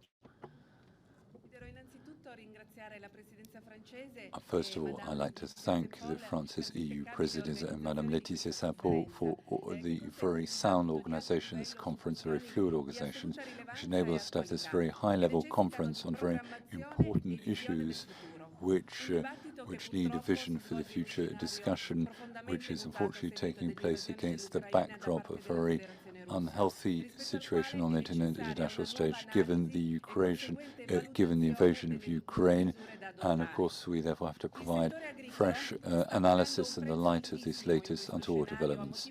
Now, we have to look at the scenario. We have to look at the issue. We have to look at the reduction of energy resources and the fact the rising price of some key commodities.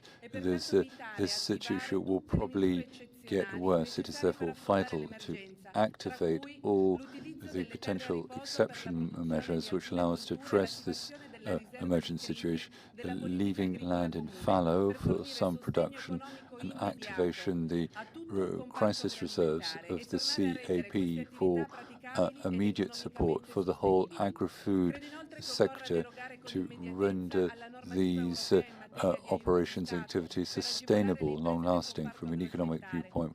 We have to tweak EU legislation when it comes to assisting agri-food companies, particularly when it comes to fuels. And these are decisions which were already adopted during the COVID pandemic, and we need to think about more broadly on additional measures by reviewing the objectives of the CAP, the Common Agricultural Policy. Now, I believe in terms of the measures, on top of the measures announced by the European Commission, which are pointing in the right direction, but we need to ensure that we have the appropriate time frames and with regard to some hesitancy which has hampered our food sovereignty.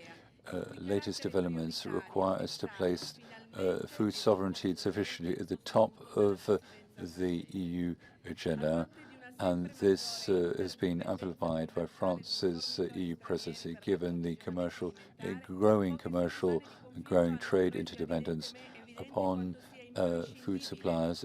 Just a few weeks of conflict showed us there was an imperious need to assert the food safety and food sovereignty at a European level.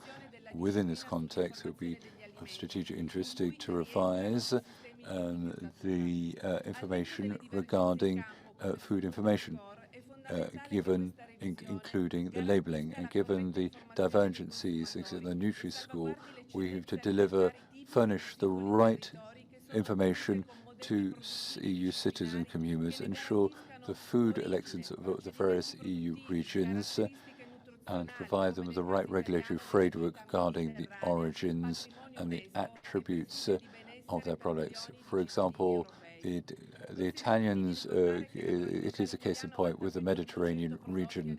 The Italian agri-food sector has got more than 800 products with a certificate of origins, and which bears witnesses not only to their high quality, but the very strong ties between traditional regions and traditional forms of agriculture. This is what we really need to bear in mind to ensure that our agricultural sectors have a future and with high quality. There is a standard at world level, and which is already a standard which we have to protect from all forms of counterfeit.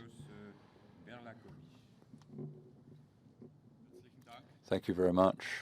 Thank you very much to France for organizing this conference and their kind introduction. In my opinion, this conference is taking place exactly the right moment because the reform of the CAP is the end phase, and the strategy has been submitted to the member states in Brussels, and now we've got the Ukraine war. So there's be a new assessment of the common agricultural policy, and the various national strategies must ensue, and under circumstances there must be an adjustment of various measures. The reform of the common agricultural policy is that land is left in fallow, a lot of land is left in fallow, and there should be there needs to be plant protection, and soon discussing with the Ukraine war, where there's supplier sourcing security. Now this is taking on a new significance in Europe. That is why we must engage in various considerations. Various European universities assessed this strategy, including the scientific department of the EU Commission. Same conclusion, that agricultural policy, well, there can be a reduction in the production in foodstuffs in Europe. At the same time, prices will rise in Europe. For instance, for example, pork, 15% less production, says the Joint Research Centre of the EU Commission.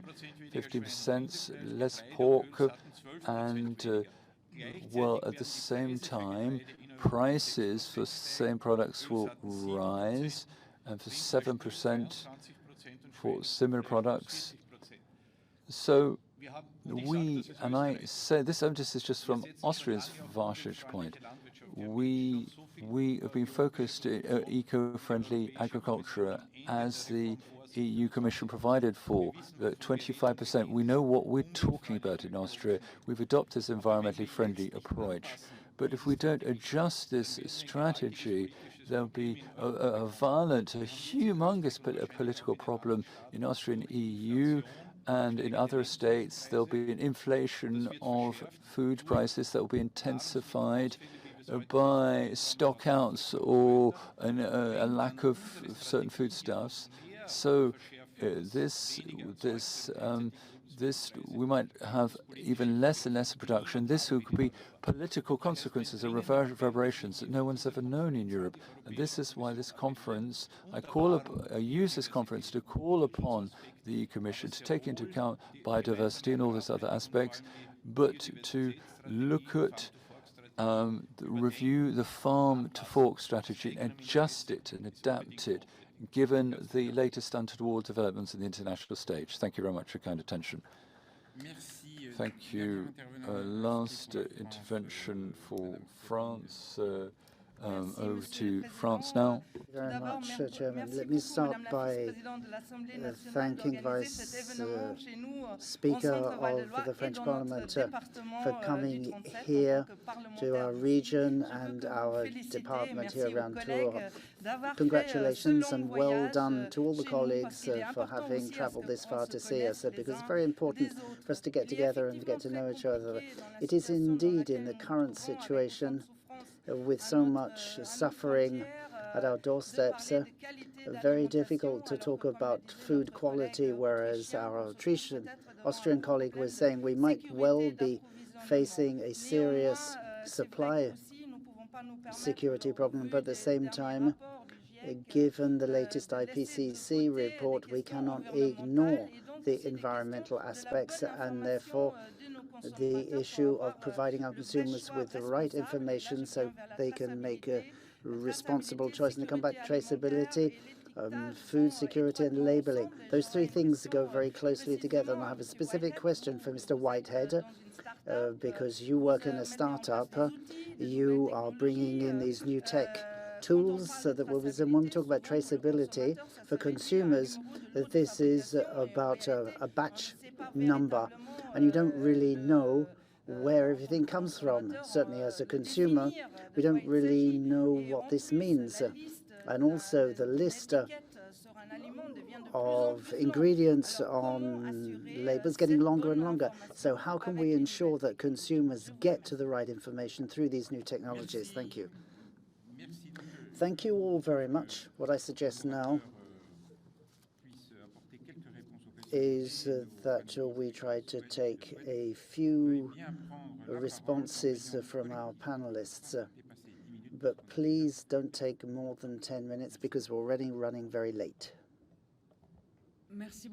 Thank you very much. Thank you to all the speakers. It's a very informative session. I don't want to say too much about labeling, though, of course, we need to talk about this. And it's not just high-tech. There is information that you find on the front of packaging. And so this is not discriminatory, that everybody can access a simple and understandable information to get the healthiest food. So I think we have to make sure that marketing doesn't distort the situation. But I think, above all, it's the agricultural issues that we're all concerned by. So thank you to everybody who has talked about what is happening in Ukraine. Of course, that's very important. But it's quite clear there are going to be shock waves emanating, and we are going to have to find urgent responses to all these problems. Once again, we're not talking about setting this aside and ignoring it, but at the same time, there is no easy off-the-shelf solution. I don't think that the specialists, the NGOs, the farmers themselves don't think it. It's not more pesticides that's going to provide the solution. What we need to do is step back a bit rather than rush headlong into a system that we know doesn't work and leads to dependence. It's a lose-lose situation. There are so many costs on hidden costs in our current farming system. And the way pesticides are used, fertilizers, chemical fertilizers. We are totally dependent on these nitrogen fertilizers, but we also depend on animal feed.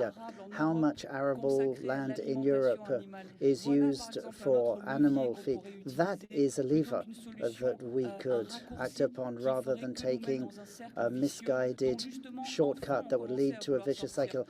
Now that we're finally beginning to realize what we need, and Europe is finally setting an ambitious target with a target. We haven't done it yet, but reduction of pesticides by 30% in the next few years. And we still haven't solved the other problems. So when we finally ban pesticides in Europe because it's decided that they're environmentally dangerous or a health hazard, we haven't prevented them from being manufactured and sent to other parts of the world. So we shamelessly export dangerous, hazardous products, and then we bring them back home in residues in the products that we import. And then there's the question of food shortages because of Ukraine, which has led some people to call for greater flexibility, even waivers from these maximum residue rules in imported products. That is regression or rushing headlong into a non-solution. Obviously, what we want is food security, a more resilient model, and therefore we would be able to reduce the amount of land used for animal feed and also for fuel crops. And we have to make sure there is no speculation on foodstuffs. But how is it that we allow speculation and financialization of food commodities around the world? I know that's not in your hands, but maybe together we can try to combat that. And wastage, of course, there are drivers. So let us come together for more resilient agriculture and make sure that everybody can benefit from this in the short and, of course, the long term, both in Europe and in solidarity with the rest of the world, because they too are facing increasing problems, whether it be in the Middle East or West Africa. It's very serious. This is very serious, but we can't go for easy off-the-shelf solutions that will get us nowhere. Thank you, Mr. Whitehead. It'll have to be a short answer, I'm afraid, because we have someone online speaking next. Thank you very much. I will just keep this brief, and thank you to all the speakers.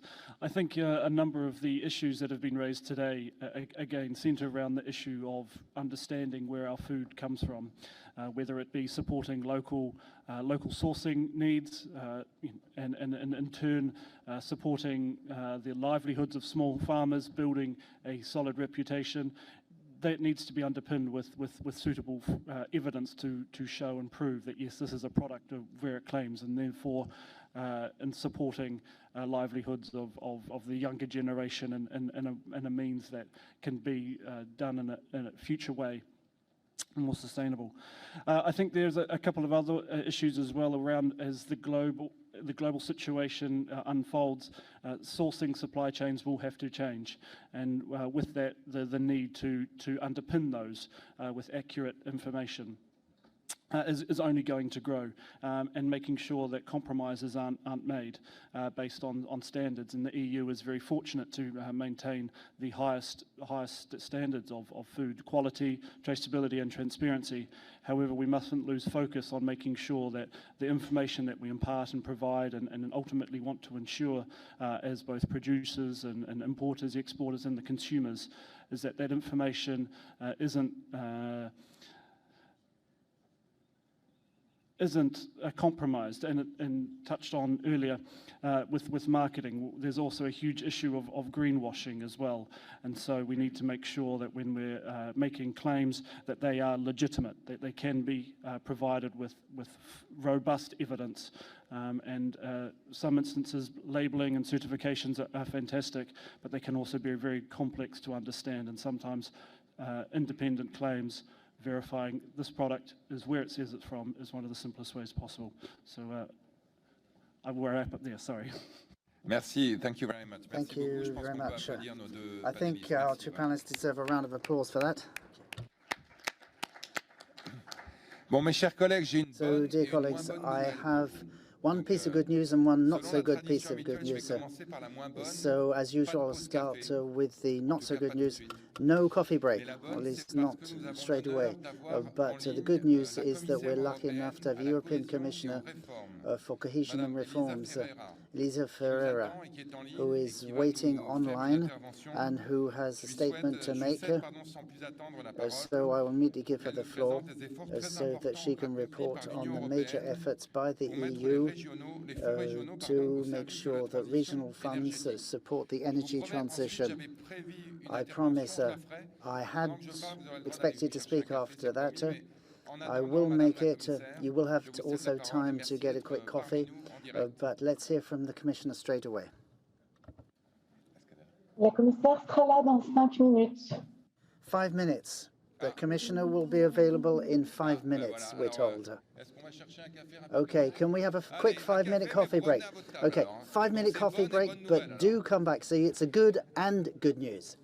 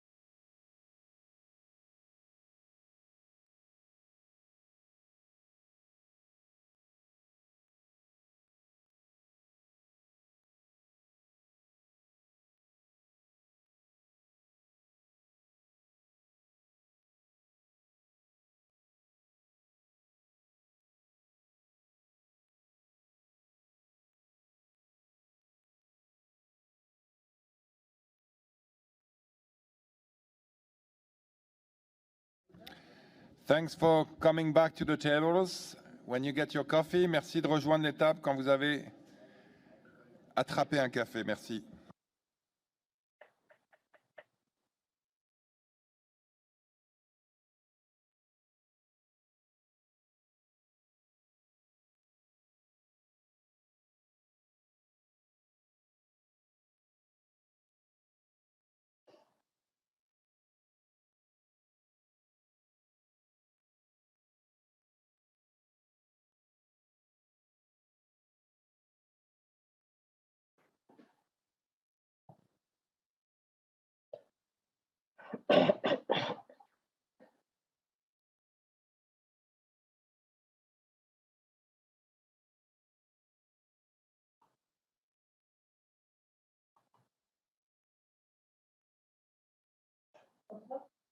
Ils sont en train de...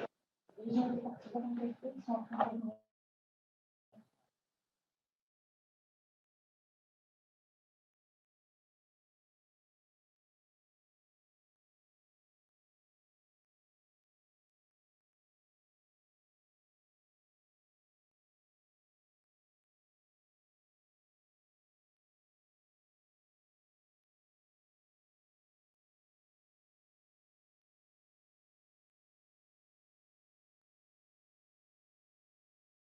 S'il vous plaît, merci de rejoindre. Madame la commissaire est en ligne. On va reprendre.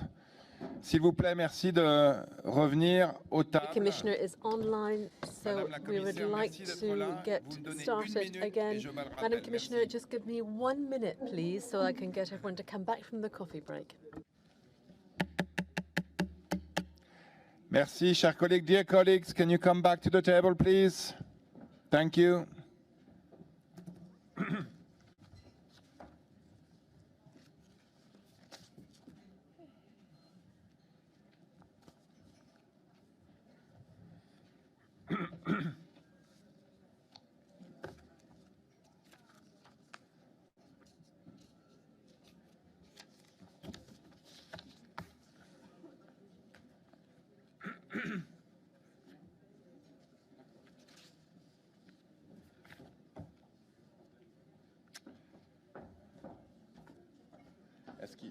Est-ce qu'ils arrivent? Ouais?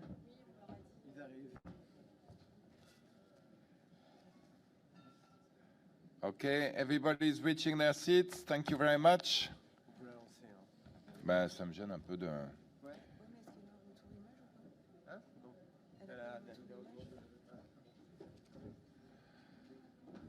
Okay, mes chers collègues, merci. Dear colleagues, thank you all for having agreed to the revised timetables, especially the Commissioner. Thank you very much, Madam. We took a little bit more time at the last session than we had foreseen. Thank you very much for your flexibility. Let me give the floor directly to the Commissioner, Madam Elisa Ferreira, who is in charge of cohesion funds and the reform. You have the floor, Madam Commissioner. Thank you for joining us. Thank you very much, ladies and gentlemen, members of the Senate, members of the parliaments, dear colleagues.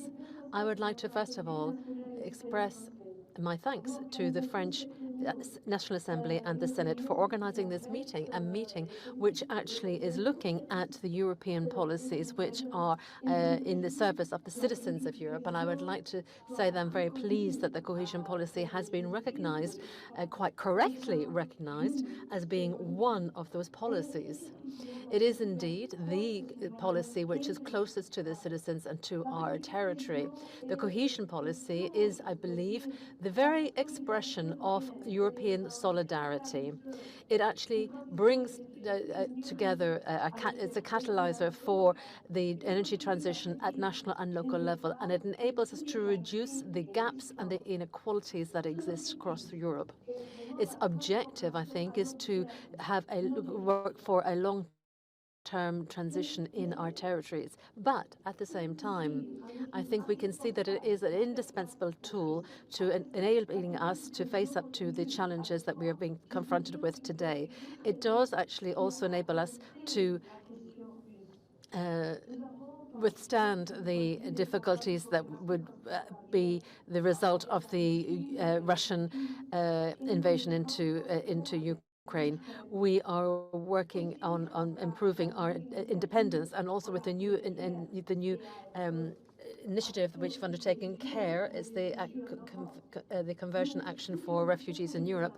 With this activity, we're going to be supporting member states and various communities who are accepting or welcoming refugees into their territories. And we're also looking at how we can reallocate available resources from the 2014-2020 budget, while we also have new funding coming into refugee efforts. This is important for our security and independence in many areas, including energy. It also stresses the importance of the energy transition, and reducing our dependence on fossil fuels.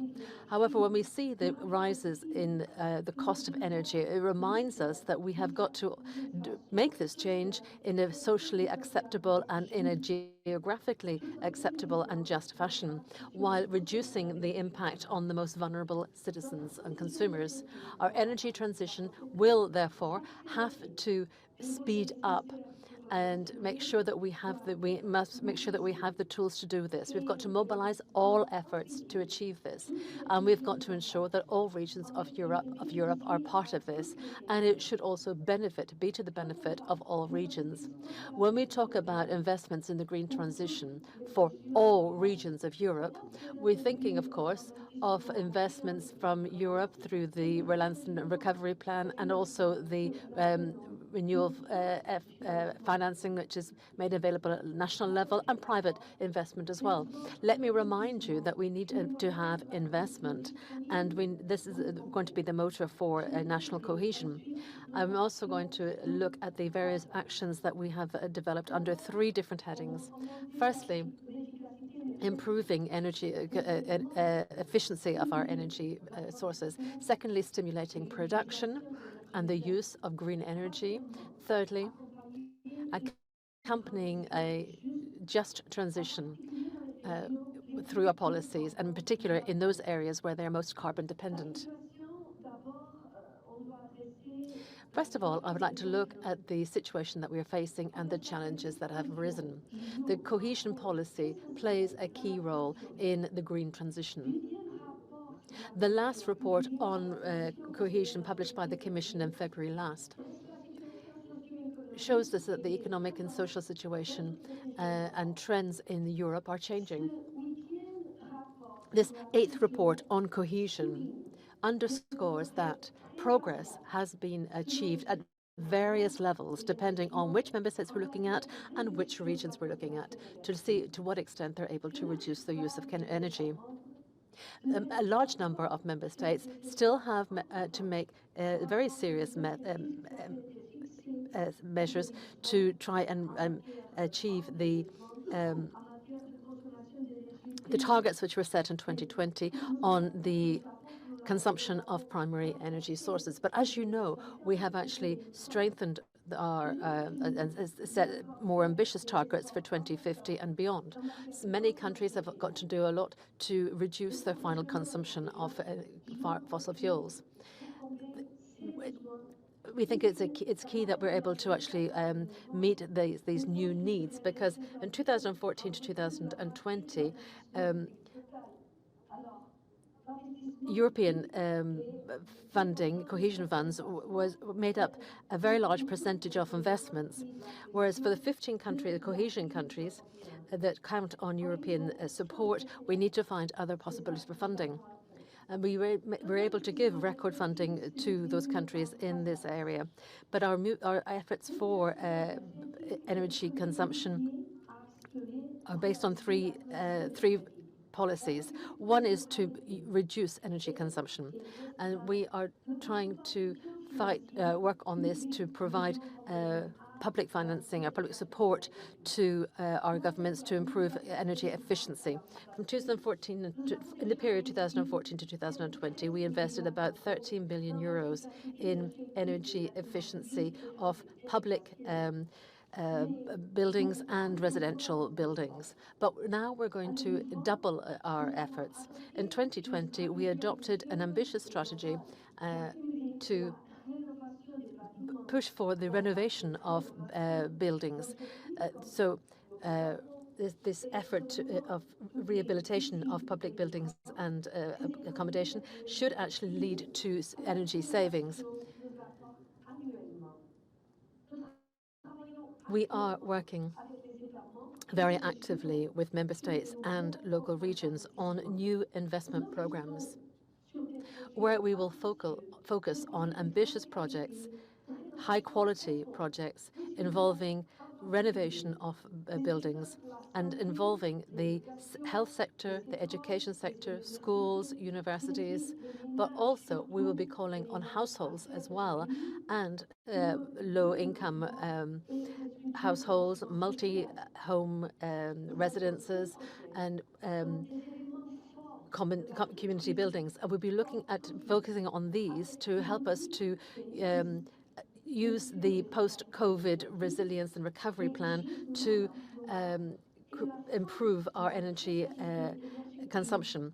And we're hoping that this will enable us to overcome the energy precarity that is suffered by some very vulnerable families. This is all the more important today, given the rising energy costs. So beyond the energies, these policies focusing on energy efficiency, we've also got to try and ensure that our energy supply is low carbon. This is important not just for the environment, but also for our independence at European level. And therefore, our second focal point is how we can invest in renewables for the future, and how we can promote research and innovation in low-carbon transport, for example. The cohesion policy is investing in renewables and also hydrogen, renewable hydrogen and maritime sources of energy. We're also investing in new technologies, developing new approaches, developing communities of renewable energy where populations actually are involved themselves in promoting and developing and producing renewable energy. So across the territory, we can see that there's a lot of progress being made in this area. In some areas, we are indeed world leaders. The present circumstances require that we go faster and further, and we will do this together.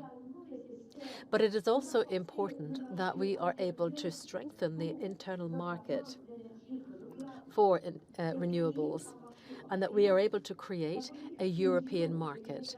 The cohesion policy is the right mechanism for us to have true interconnection within Europe by investing in interconnectability of our electric networks and our gas networks.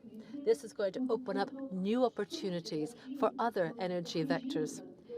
This will enable us to use different types of energy, but we should go even further than that. That will include that we need to strengthen our electricity connections across borders. So, but increasing the connection between producers of renewables, here I'm thinking of in the West, Europe, and the rest of the European Union. We want to see increased independence, energy independence for the whole of Europe. And thirdly, we've got to ensure that our transition is a just transition, that no region is left aside. A number of territories have been confronted by specific challenges, and in particular, I'm thinking of territories where their economy is based on fossil fuels, such as those areas dependent on coal mining or peat. So we need, in order to have a just transition, we've got to support this transformation. That is a sign of solidarity and fairness within the European Union that we hold very dear. To conclude, energy is key for the future, not just for our greening ambitions, but also for our security. If we want to have a fair society without energy precarity, it is essential that we have this solidarity. We mustn't leave any region aside. We have got to make sure that we are able to be a motor for change at this moment in time. So we have got to double our efforts. We've got to invest in renovation. We've got to invest in new and renewable energies. We've got to invest in a just transition. with the means that is made available for us through the Relance and Recovery Facility, we have got a real opportunity to take a giant step in the right direction. But we have got to seize this opportunity now. And so I'm counting on you all, members of the national parliaments and senates. I'm counting on you to use your influence to ensure that these programs get a good launch, making sure that we can set up the correct types of partnerships so that we have a good and an ambitious pipeline of policies and projects so that each member state of the European Union can work together on this. We have the tools that are required. Now is the time to move forward together for a greener Europe, which is safer on a energy and territorial level. We've got to ensure that we can actually provide energy security for the whole of Europe. Thank you.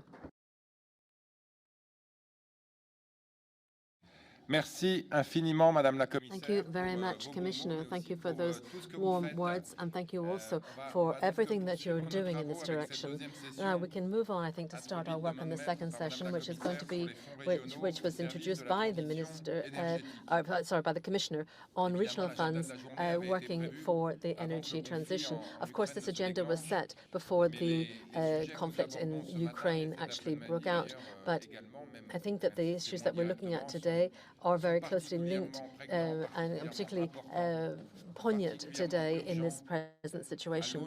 And I think it's all the more urgent that we look at these matters with the backdrop of this conflict. We need to actually reduce our dependence on fossil fuels coming from Russia. At this time, we understand just how urgent it is for us to actually move forward with the energy transition. So the last report from the IPCC on the climate change and it almost went unknown or unseen on the 28th of February last because of the events that broke out in Ukraine. But I think it has shown us just how important it is for us to continue working on reducing the climate impact for many reasons. It's a question of not just our climate, of our food supplies, our world itself. If we're not able to slow down climate warming, through the use of fossil fuels, we are all going to be losers. In Europe, and we have the will and the means to succeed with this. The European Union has got competences. We have got technological research possibilities available to us, and we also have the tools, as we heard from the Commissioner, we have the tools to do this. With the 2019 work on the in the EU on the Green Deal, we've shown that we want to become one of the first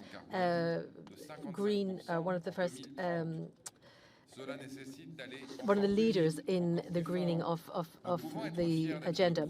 I think we can be proud that we are the first continent which has been enabled us to actually decouple economic growth, which was blown up in the last couple of years, and our emissions of carbon dioxide, which has gone down. But sadly, that's not enough. The Commission has actually been more specific in its new package, which was published under the title Fit for 55. This came out in July of last year. For this transition to actually be fair and to come out to impact everyone in a fair way, they brought out a new policy, which is the Just Transition Fund, to make sure that those areas which are most hit by the changes are able to withstand the economic cost of this transition. More than 17.5 billion euros will be mobilized between 2021 and 2027 under this heading. It's important today that all member states and all territories of the European Union are able to actually use these European financial measures to make sure that their territorial plans for a just transition can be implemented, and to mobilize the 1,000 billion euros of investments that are actually included as part of the Green Deal. So how can we make sure our investments are the most effective? How can we actually leverage these investments and the benefits? How can we spread out the costs and the advantages from one region to another? How can we ensure that local players are able to benefit from the transition? These are all strategic questions which will condition the success of our project and the good use of European funds, and these are issues that we'll be looking at today. However, before we move on, I would like to give the floor to my colleague from the Senate, Mr. Jean-François Longeau, who is on the Commission, the Senate's Commission on Rural Development. Thank you very much, and thank you to all the members of the National Parliament and the European Parliament who are with us today. It's a great honor for me to be able to introduce the second session today, which is looking at how we use regional funds to help us with the energy transition. We're working in a particular economic context, and everyone has said that we've recently also just had the publication of the IPCC report, underscoring how important it is for us today to act if we want to make sure that our planet is sustainable. We have got to implement the targets of the Paris Agreement if we want to make sure that we're able to achieve our objectives, which came under the heading Fit for 55. We need to bring down the greenhouse gas emissions by 55% by 2050 and by 2035 and reach zero carbon by 2050. If we want to, we can't, of course, put to one side the war in Ukraine, which I think has actually shown us just how important it is for us to move away from fossil fuels. This is something, however, which is actually very important in our energy mix in Europe. For clear geopolitical and environmental reasons, we have got to push faster towards the energy transition on our continent. But because of the questions of solidarity and territorial cohesion, which is so important to us all, we must do this with particular attention being paid to a certain number of fragile areas which are dependent on fossil fuels and who emit large amounts of greenhouse gases. But we know that we do have the means to do this. We know that the European cohesion funds and regional funds can actually provide a lot of support. The regional funds, the traditional regional funds, include the EADRF, and it's been used to a lot of these funds are being used to accompany this transition. The 2027 budget shows that we'll be getting about 80% of the EADRF funding to accompany them in the energy transition. Alongside these traditional funds, we see other funds that have been made available. And here I'm thinking of the Just Transition Mechanism, which is going to help those areas which emit high levels of greenhouse gases and which are dependent on fossil fuels. So this will enable us to meet the challenges, but the question is also how we can do this in a fair manner to make sure that all of the regions are supported and helped. I think that we should look at the question of financing, public and private financing, to reach our climate goals. The efforts are not actually yet sufficient, because we can see that there is, even though we have serious amounts, public amounts, which are being implemented in the recovery program for until 2028, the investment will need to be doubled if we want to be successful. Thank you for your attention, and I'm going to give the floor now to my colleagues. Thank you all very much. I would now like to welcome all of our colleagues here, either on the panel or those of you who are also following us online. Let me, first of all, pass the floor to the President of the region that has actually welcomed us here today. I hope that you have enjoyed the monuments that you saw yesterday and today, and also the food that you enjoyed yesterday, and the quality of the climate as well. Mr. François Bonneau, who is the President of the Centre Val de Loire region, will be speaking to us today on behalf of the Association of the Regions of France. So not just on behalf of his own region, but for all of the regions across France. And he has talked about the important work that's being done by this association to accompany the regions and territories on their use of regional funds. You have the floor.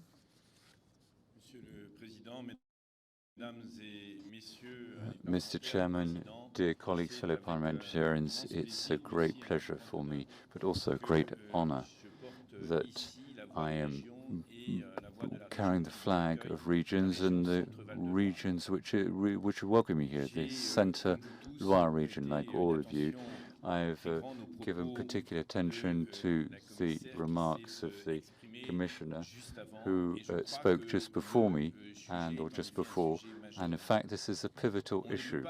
We cannot, it seems to me, pit against. We cannot oppose what we've noticed over the last month in Ukraine, notably, and the step forward that we have to take, that we have to implement to provide sustainable solutions to climate issues. Now, what is taking place in Ukraine today and calls upon, requires European solidarity is absolutely fundamental. And given I subscribe to what the European Commission has said, that we're talking about the significance of the European cohesion funds, which enable us to advance solidarity, to lend our support to the Ukrainian people, and we need to act swiftly in a situation, an emergent situation, and to afford to furnish the most humanitarian welcome to Ukrainians who have been displaced towards Poland, Romania, and to other European countries, and towards France. And France took part in welcoming some of them. This is a priority, but we cannot consider this priority actually displaces or eclipses other priorities. We're furnishing a temporary solution to a major political problem regarding peace by deepening or worsening a problem which runs the risk of undermining all our equilibria at planetary level. The environmental climatic priority remains a key priority, a top priority, and the Parliament has made the connection between the major decisions taken at a European level and with local and regional authorities, the link between political leaders and citizens needs to be made. Europe has made the choice of regions, and in the budget for 2021 to 2027, more than 30% of the budget is necessarily systematically geared to the transition process. And this is not an anti-economic transition process, as some have tried to argue. It is pro-economy. Yes, it would involve drawing upon renewable energies, which is a source of trade and production. Yes, committing to the environmental transition in transport means drawing upon new materials, means marshalling research, marshalling funded. It is pro the economy. Yes, placing energy performance and the energy performance of industrial buildings, administrative buildings, real estate. Yes, this is also high on the agenda. So as part of this operational program, the regions have decided to be at the spearhead of Europe so as to ensure in the field at regional level there is the swiftest possible implementation. We have to do this all in cooperation with the cohesion funds for the regions which today are socially undermined, with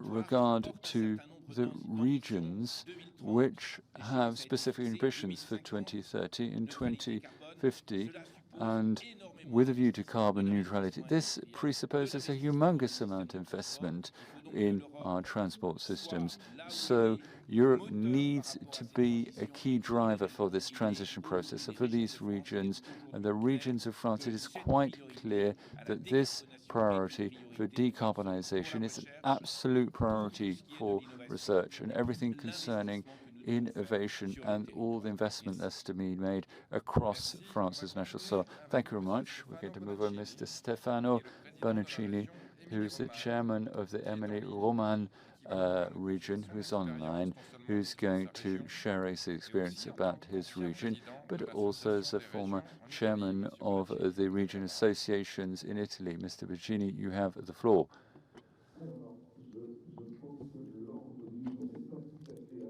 I don't think the agenda is completely up to date. So good morning to you all. Is it my turn now? Is that right? Do I have the floor? Go ahead. You have the floor. So early on, I understood somewhat differently. I do beg your pardon. I'm going to talk to you about the experience of my region, of the region Emilia-Romagna. It is a region which has significant production capacity. It is the primary region in Italy for the export of at world level and at European level, because we've got engines, ceramics, mechanics, the agro-food sector, all those various and the fashion sector, all those sectors are represented in our region. We're a primary producer in Europe and in the world, but we all have an export sector as well. The Emilia-Romagna region has twofold the export production of Italy's average. But we also produce a great deal in terms of energy, and the war in Ukraine has exposed a contradiction over the last few weeks. We've never seen a production sector which there is a higher demand, a greater demand for production compared to previous years, and for factories have had to shut down production, and employees have found themselves in a form of partial employment for example, the ceramic sector. So we had to slow down production due to rising energy costs. We had to slow down production where there was greater demand, because we actually talk a great deal amongst ourselves. But how is this all affecting everyday citizens and employees and entrepreneurs in their everyday life? What are they going through during this period? Italy and Europe must be more independent regarding oil and gas, less reliant on others, and we must deploy renewable energies as quickly as possible. We fully understand the responsibility of those who are being having bombs dropped on them, have been invaded them, and those who are dropping the bombs and they're doing the invading. But we nevertheless need investment, and Europe, with the Generation Europe, with the program of the EU funds for 2021 to 2027, may well indeed help us. What will the region of Emilia-Romagna, Italy do? Well, we have something that's quite exceptional in Europe. For the last 7 years, I've been the president of the association. I've shared all our strategic choices with the local organizations, the banks, trade unions, chambers of commerce, trade union representatives, liberal freelance professionals, and all civic associations and all mayors of our region. We created this foundation, and we call it the Park for Work and for Climate. We're tracking the agenda of the United Nations for 2020 to 2030 for the tracking of emissions that might pollute the atmosphere. And we're in the process of investing a great deal.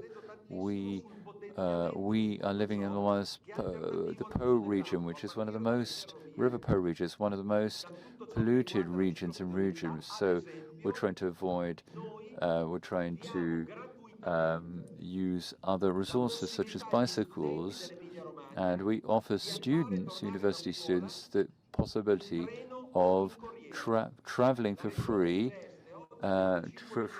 by bus or by coach or bus. The region has invested 25 million euros in this program, and we'll jack it up to 50 million euros next year to offer bonuses to families who no longer refrain from using polluting cars, so that the hundreds of thousands of students can go to school with less polluting means, which are not individual means of transport, which are collective means of transport. And we even offer the bonuses or premiums to entrepreneurs or employees who go and work in the town and suburbs by bicycle. But the real challenge, as it is quite true, is the transition towards renewable energy forms. and we have begun an energy strategy for 2022 to 2024.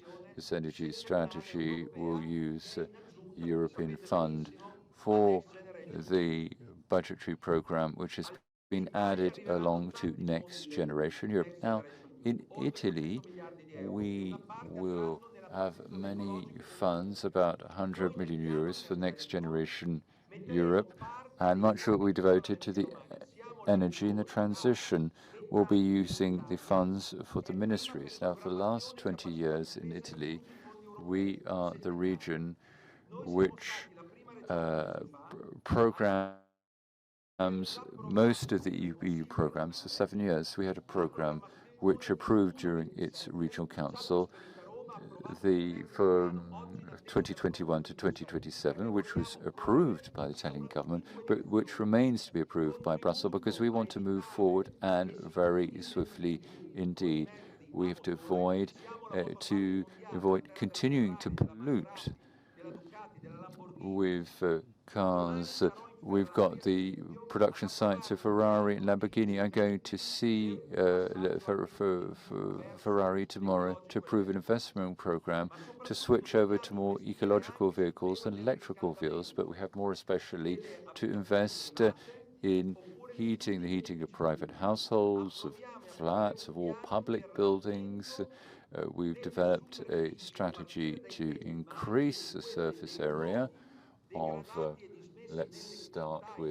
we'll begin with roofs and all locations which has become somewhat debilitated in the regions, and we'll try and use photovoltaics and wind power and sea power because we're just by the Adriatic Sea. So the Italian government has finally approved of this, and we are ready to dip into new reservoirs or pits for gas, but the existing pits or reservoirs for reasons due to an excess of ecology, perhaps which has not assisted the transition, has perhaps made us more reliant upon energy from other countries. And I think I know what I'm talking about here. I think you know what I'm talking about. So the mayors of the Adriatic region were trying to extract more gas because there was a certain contradiction here. We were working with Croatia, and Croatia was using pits or reservoirs to extract gas, whereas gas extraction from pits or reservoirs was actually forbidden in Italy. So a slight contradiction. So talking about the Next Generation EU, which implemented at local authority level and regional level, and we're talking about 300 the funds available will be increased in the next years. And lastly, in the Emilia-Romagna region, there will be two things which will be of particular use in Europe. Firstly, in Bologna, there will be the Techno Center for Research and Innovation, which after Brexit, we'll have researchers, and the European Weather and Meteorology Data Center, and it was going to be in Reading, in London, but that is where we will studying in-depth climate change. So we will know exactly what we're talking about today, and as with all humans, as all human sciences use big data, we have acquired, thanks to the Italian government and the Draghi administration, a superb computer calculator. It will be the most fourth or the most fifth powerful one in the world. We have 80% of Europe's calculation possibility, and will for our data speed, and we hope we're not just citizens of Emilia-Romagna, but also Italians, and Europe will have such super powerful computers which can ensure that we remain competitive with regards to China and the United States if we wish to continue with research in changing technologies. These are pivotal challenges. We are making a digital and we're making a digital and technological wager upon these points. Thank you very much for your kind attention. Thank you very much, Mr. President. Delighted to see you. Thanks to the ecological transition, all Europeans will be able to drive a Lamborghini or indeed a Ferrari. No, I'm just joking, but joking apart. But thank you very much for having underscored the significance of the technological transition to other positions. We have a gentleman senator from the Atlantic who's a spokesman for the climate for the Council of Communes and Regions Europe. Dear Senator, dear colleague, you have the floor. Yes, thank you very much, Mr. Chairman. And I'd like to also extend my gratitude to all the co-presidents and the Madam Commissioner and Mrs. Bacchini. Now going to speak as a spokesman on the climate of the National Council for Communes and Regions in Europe. Well, we've had the same name for some time. Now we're part of a momentum for strengthening Europe and working together amongst regions Europe. It was initiated by Giscard d'Estaing. Now, it's quite clear from your previous roundtable, this roundtable is where we're dealing with very new and extremely untoward circumstances, and I organized a Climate Chance Summit, and it's sort of reminded me somewhat the Ukrainians, the Ukrainian situation. Now, it's rather unfortunate that we have this war going on in the time of climate change, and I'd like to convey my sincerest empathy to the Ukrainians. But we're in contact with Ukraine regarding the issues of climate transition, and the EU Commissioner spoke about the importance about the renovation of the major central heat systems in Europe, and that is something that will have to intervene in. But at the end of this deliberate act of war, now we're undergoing a sort of paradigm shift as far as energy and the climate is concerned. Now there needs to be, given the Russian war, there needs to be diversification of our sources, and I think this point has already been emphasized. We know that with the major pathways to keep to our environment and climate changes, now we're doing this, the pace of change is being forced upon it. It's not as us ourselves are dictating any change. Renewable energies and the renovation of buildings will be two central considerations, and I subscribe to Centre Bonneau's viewpoint. This will actually create jobs, and it's a form of robustness of the European economy. It is a common response, and I think it was emphasized, but this is a pathway not just for peace, but also to keep to our climate objectives, as one of the chairman said at the beginning of the roundtable, said it was to work on the regions, communes, upon the issue of climate, and also, thirdly, to serve peace. Now, on this basis, and that's what the discussion is about this morning, the question of all EU policies, the cohesion policies, the relaunch, economic relaunch structure, have to be all synchronized. We can't pursue this energy transition, this climate transition, without the help of the local communes and regions and local authorities, because in fact we'll be changing the daily lives of European citizens, and it's changing the daily lives of EU citizens is really the work of the locally elected representatives. So you can't do this without them. Now, based upon that, without keeping my session long, there's a few key, salient and simple messages. And on behalf of the National Council of Communes and Regions, first of all, let's be careful about not rendering everything too complex as regards the intervention framework. There is still concern regarding the new systems in place, and the work we're doing for European objectives, the Fit for 5, the European Green Deal, but the way we attain these objectives, let us be careful that the standards, that that we don't have excessive standards, that the redistribution mechanisms regarding mobility or building, let us ensure it doesn't become too complex, and let us help it doesn't because we have to move forward at full pace, and we've got a war economy at the moment. But let us not ensure that there is not too much bureaucracy, too many layers of regulation, which slow down, which reduce our capability to act, which reduce the speed which we act. But let's ensure that the cohesion funds and the other funds which are being experimented do not become too complex. It's not always sufficient. The question of simplification of these processes is absolutely essential. It's the primary question. Then, of course, there's the question, and obviously this varies enormously across European countries. As President Blanchard just said, we need direct access for regions and municipalities, for the local authorities. We know we have discussed this with the Commissioner. This needs to be speeded up. We need a fast tracker if we are to meet our goals as quickly as possible. And then, of course, and I would say this is key today, there is the issue of funding levels. It's quite clear that today,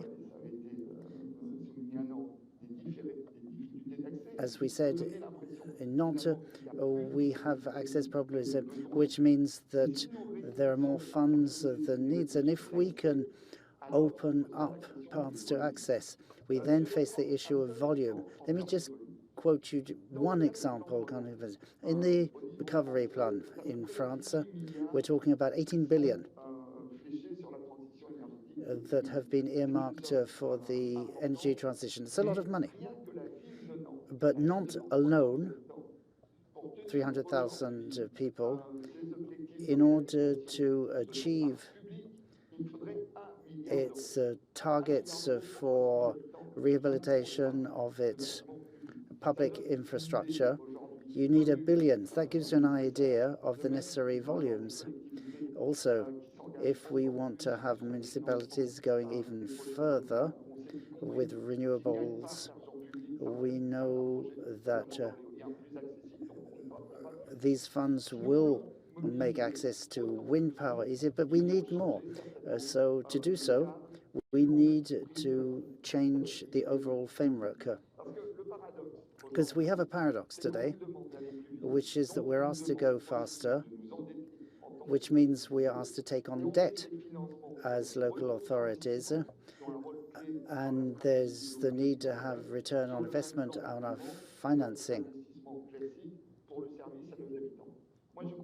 So I think today we're talking about a stability pact in line with the Maastricht criteria, but we have to make sure that the money for local authorities is adequate. It can come sometimes through funds, of course, through loans, of course. All that can be done, but it shouldn't be included in our total debt in the same way as you would for conventional public services. These are big challenges. If we get this right, we can move forward, Chairman, because we are all ready and willing to play our role in this context of crisis in Ukraine. Thank you very much. So we will wind up the round table from hearing two people in the room representing an institution that's played a major role in the rollout of regional funds, and that will do even more than I'm talking about the European Investment Bank. So we're delighted to have Grégoire Chauviel-Le Drian for the European Investment Bank. Thank you very much, President, chairpersons of the committees and commissions. So, Vice President, you've talked about Europe as a strategist. So, you know, in the EIB, we have a European tool that we can be proud of that is responsible for implementing this strategy and this European ambition. So Europe, as a strategist, in record time decided to allocate 700 million euros to the Ukrainian government in just a few days. And in the same way, it decided on 6 billion for defense in Europe, defense industry and dual-use industry in Europe. All this was done much quicker than happened in 2008. We have a European guarantee plan to fund businesses faced with COVID problems, and then there's the European recovery plan that was decided in June 2021. So Europe, as a strategist supported by the EIB, is using its bank, because the EIB is your bank, that is implementing public priorities, and it is cost-free to the taxpayer. It's important to remember that the EIB issues bonds on the market and it lends that money to the projects. It's a European mutualist approach, which means that the project leaders can have the best possible funding facilities. As Senator was saying earlier, we're talking about long maturity loans that match the economic cycle of the projects concerned.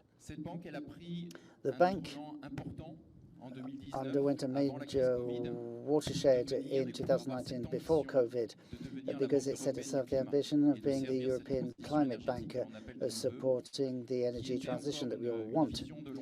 It's a long-term vision, always has been and is now a geopolitical instrument to ensure our energy independence.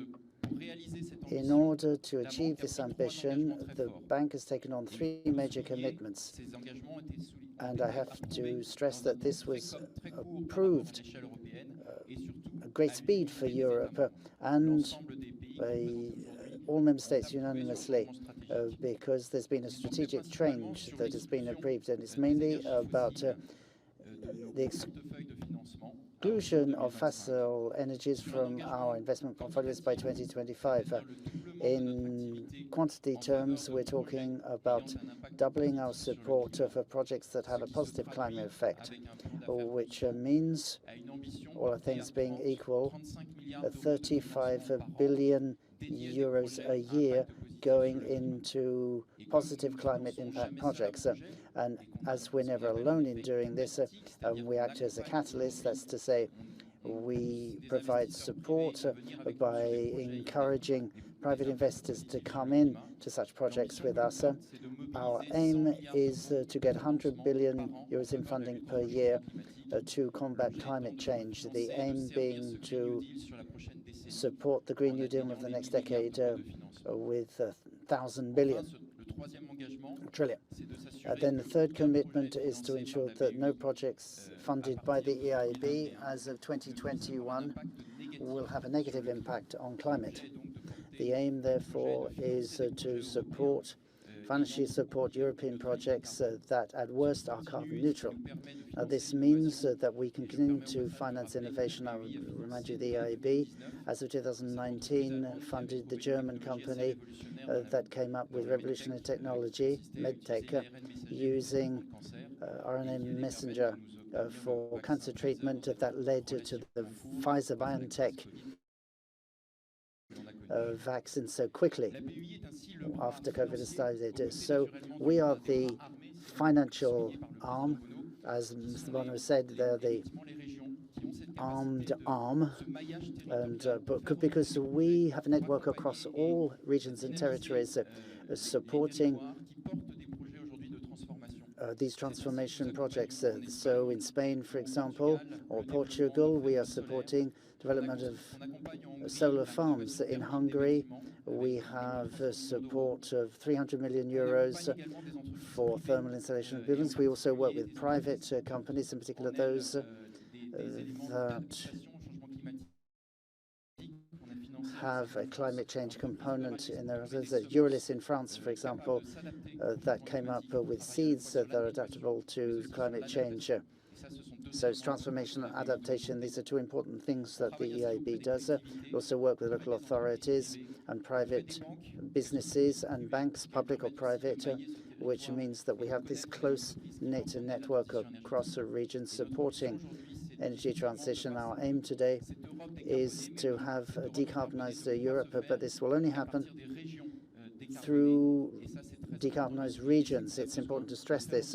We need to get these projects down at grassroots level with the support of people and businesses. So if we look forward now, hoping to achieve the peace that we all want, Senator Dantec invited me to say something about the revision of the Maastricht convergence criteria. I won't do it today, even if President Macron has already given his views on that, but EIB has been given a new mandate for the Juncker 2015 recovery plan, but a special mandate for the fight against climate change would mean that we could use different mechanisms, such as the European Guarantee Fund being renewed, that was set up in 2020 for COVID. We could very clearly imagine that we could do more, supporting the transformation, necessary transitions, guaranteeing today a vision and strategic independence in energy for Europe, because it's an unprecedented crisis we're facing with refugees in dire circumstances, and we need to promote a fair transition. But these refugees could be with us for a long time, and we might have climate refugees going forward. So it's with all these ideas in mind, we have to anticipate and plan. And EIB will be working with regions and with Europe to implement a strategy defined at European level to face these problems. Thank you.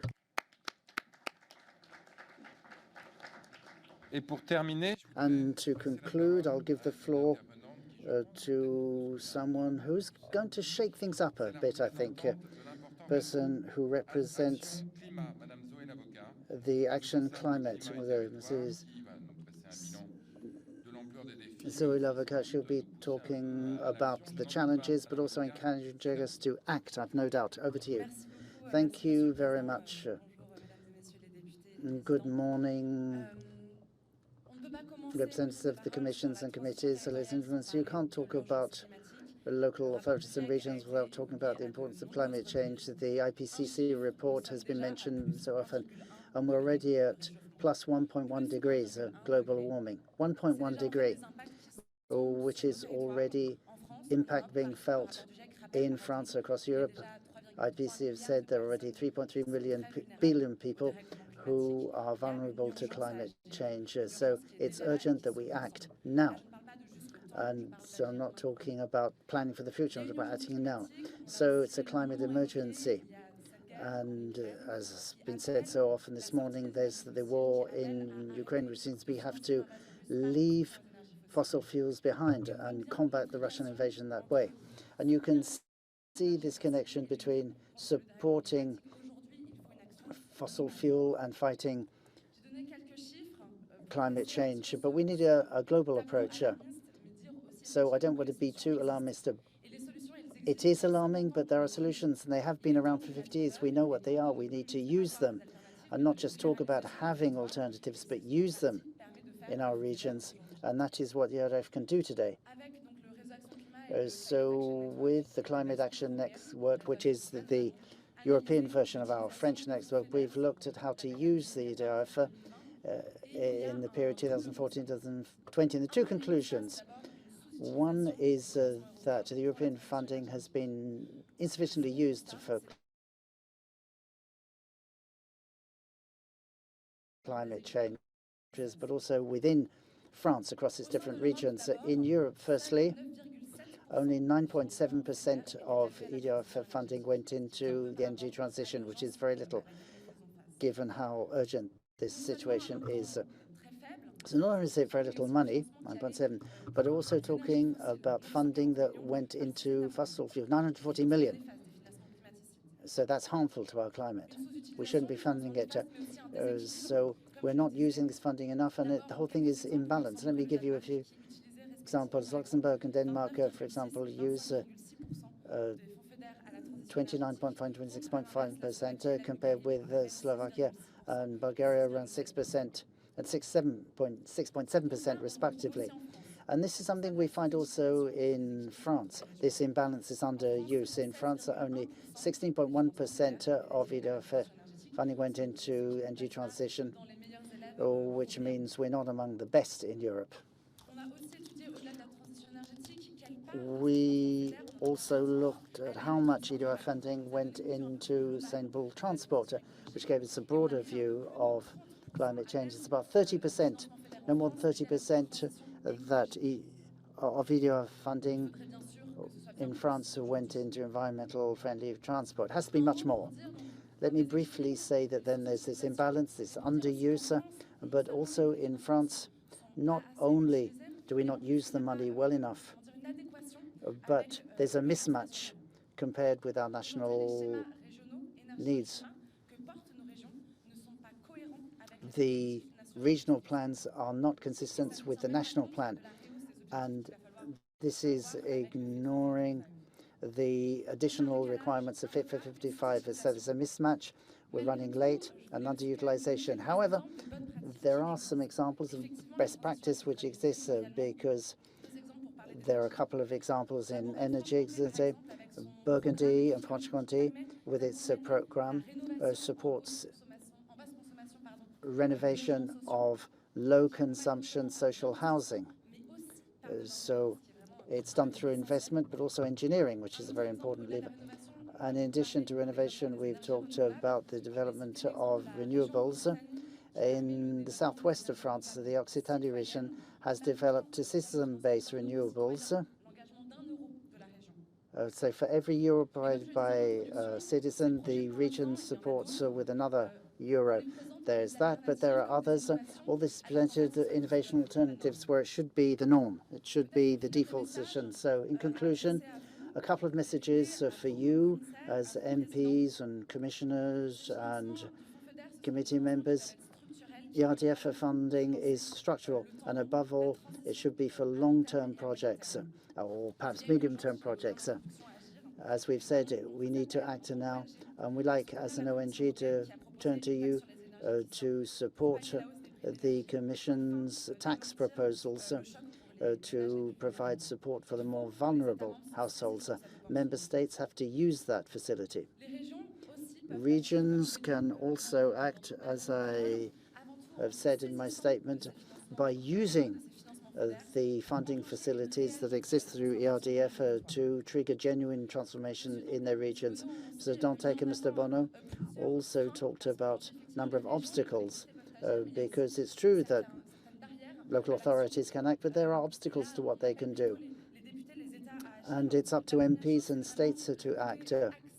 We have to provide access to these funds, as has been said. What we hear too is that there's a lack of human resources. There aren't the people to give us access. It's up to you as MPs to provide that access through engineering, if I can put it that way. So we need greater overall investment. Jean-François Bonneau said that the figure in France is not enough. We need 13 to 15 billion more per year, and then that needs to be doubled in 28. We're already way off the 8 billion under the ERDF. We need more investment and funding, and this has to be sustainable. It shouldn't just be a one-off thing that won't last. And last but not least, increased funding, of course, but better targeted funding for specific needs.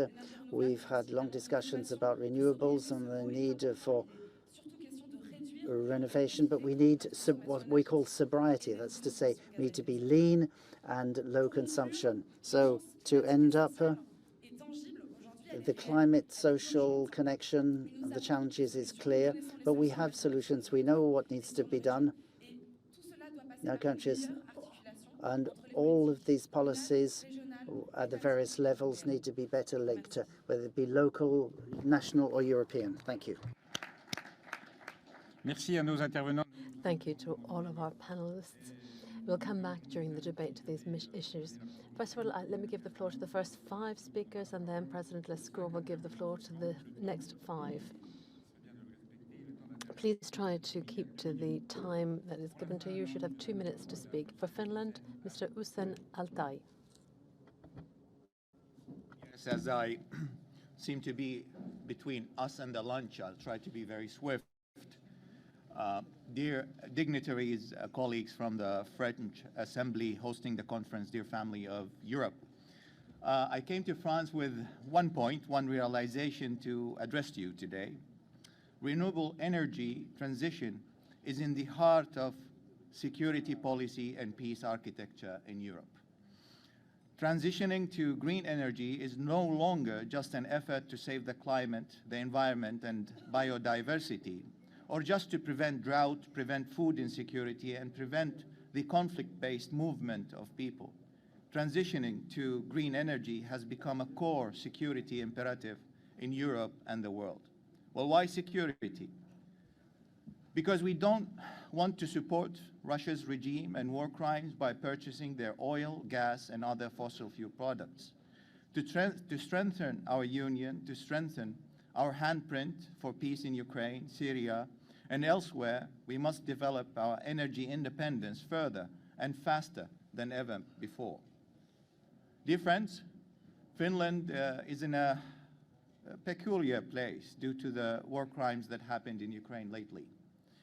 After more than a century of independence and 70 years of peace and prosperity, we are once again rethinking our security infrastructure. We are taking measures to remain stable and peaceful.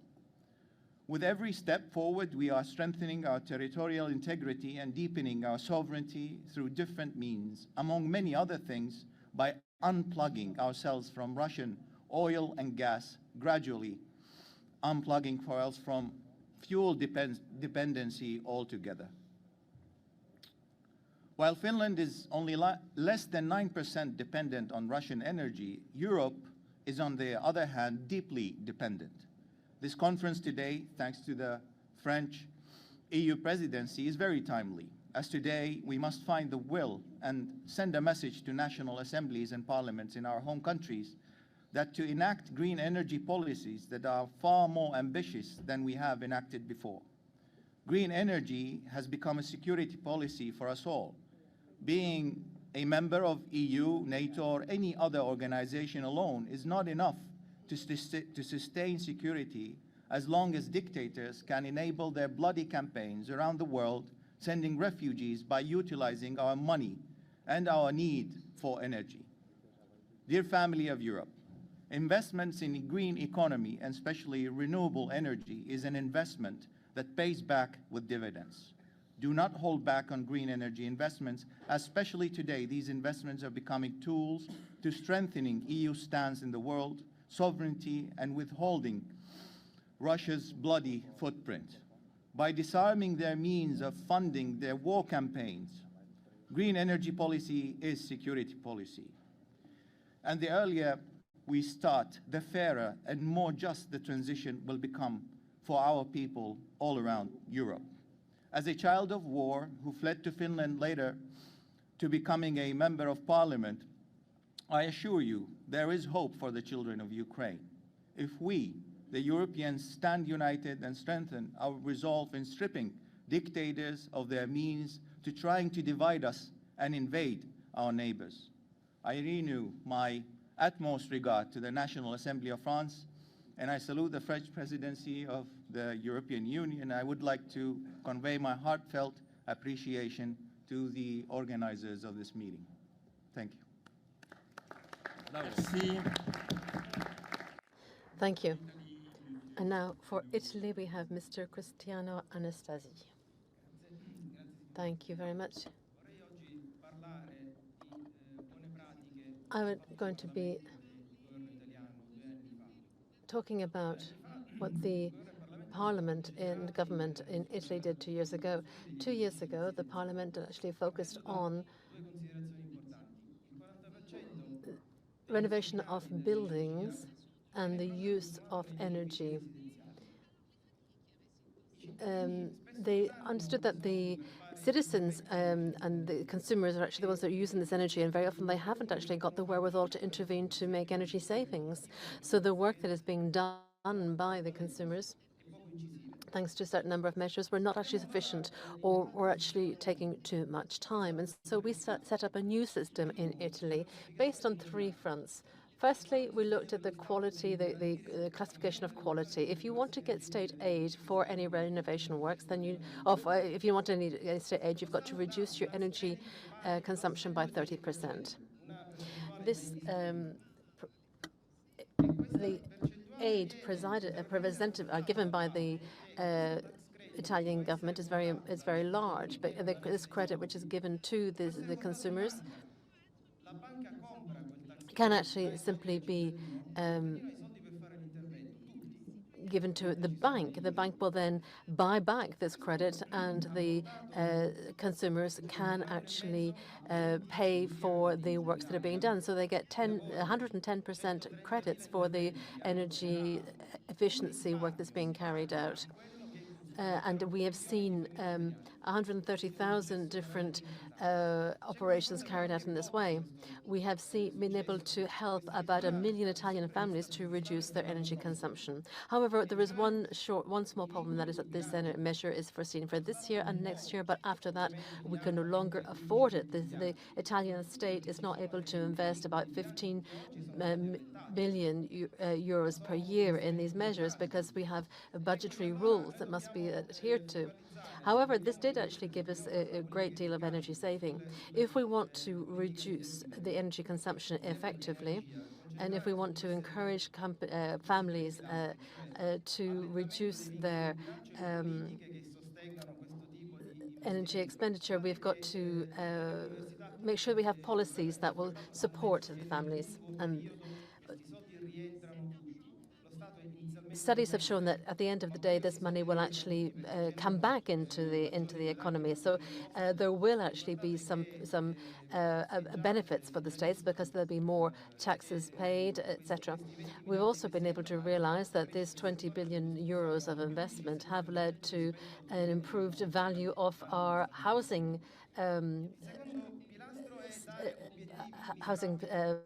availability. So the aim is that we're able to carry out these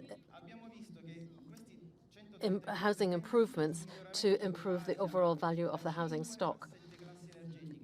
We've seen that the housing which has actually benefited from these measures have actually improved their energy performance label from 7 to 5.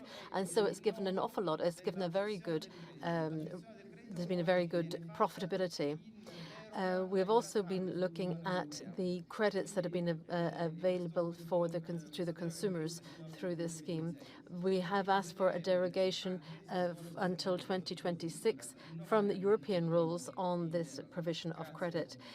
We will potentially have to ask for an extension of the deadline from the European authorities if we want to continue this measure. Thank you. Thank you. Let me now give the floor to Cyprus. It's Elias Myrianthous. First of all, I would like to express our support and solidarity to the suffering people of Ukraine. I hope this tragedy ends soon. As Cypriot, we know for 48 years very well what war, invasion, and occupation of your country mean. Dear colleagues, for a complete and successful transition, all member states will have to make huge investment in new infrastructure and in critical technologies.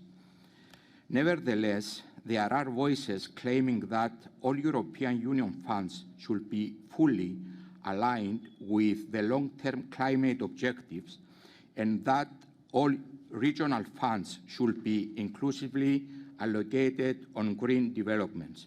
However, despite our collective strong commitment toward a climate-neutral continent, we all must ensure a fair, transparent, and equitable transition. In this light, as representatives of the citizens, we will equally focus on the need for a just transition to address any social and economic disruption may generate during this transitional phase. Hence, it should be kept in mind that funds will be also required in order to initiate transitional assistance to those households, regions, and communities that may be affected by the decarbonization process. In addition, the funding focus should be equally put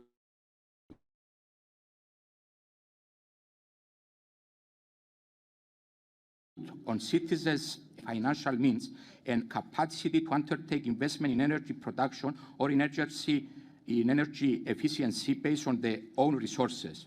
As it is concerned, the area of agriculture and rural development, especially whilst the focus is put on the green transition of the sector and on self-sufficiency, the financial resources are still concentrated to the very few. In this line, the persistent concern in how we ensure that both financial resources and food supply is equally accessible to all citizens. Hence, in both their way, the major concern remains on how we can achieve an overall green transition without creating any social inequalities and social disturbance. Thank you.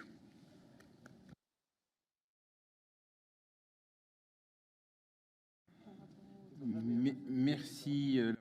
Thank you very much. Let me now give the floor to Mr. Theo Harris for Greece. Thank you very much. Two obvious but necessary points. First, our appreciation to the organizers for this timely and very important discussion. And secondly, our solidarity to the Ukrainian people and the Ukrainian government, a solidarity that the Greek government has expressed in actions as well as words. Now, energy transition is a key aspect of European policy on combating climate change.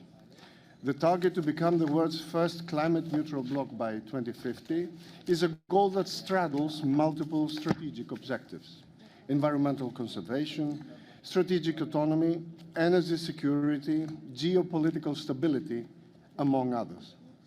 Now, the target's achievement entails, of course, a reduction of overall energy consumption and an increase of the proportion of renewables in the energy mix by member states, but now also the replacement of Russian oil and gas imports. Now, next to the prime financing tools, like the European Regional Development Fund, the European Agricultural Fund for Rural Development, and the European Maritime and Fisheries Funds, new mechanisms have been created, like the Just Transition Mechanism, JTM, and the Connecting Europe Facility, CEF. Those are important in the Greek context, as I will show later. In the context of energy security and reduction of the dependence on Russian imports, we have signaled our willingness to restart the development of gas and oil assets in our territory.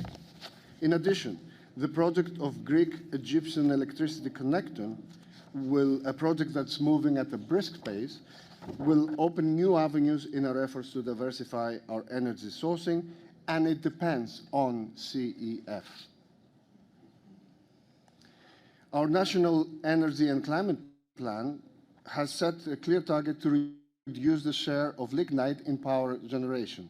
It is the so-called lignite phase-out plan that entails shutting down all existing power plants until 2023, with the exception of the newest lignite power plant, that of Ptolemaida, whose operation is scheduled to last until 2028.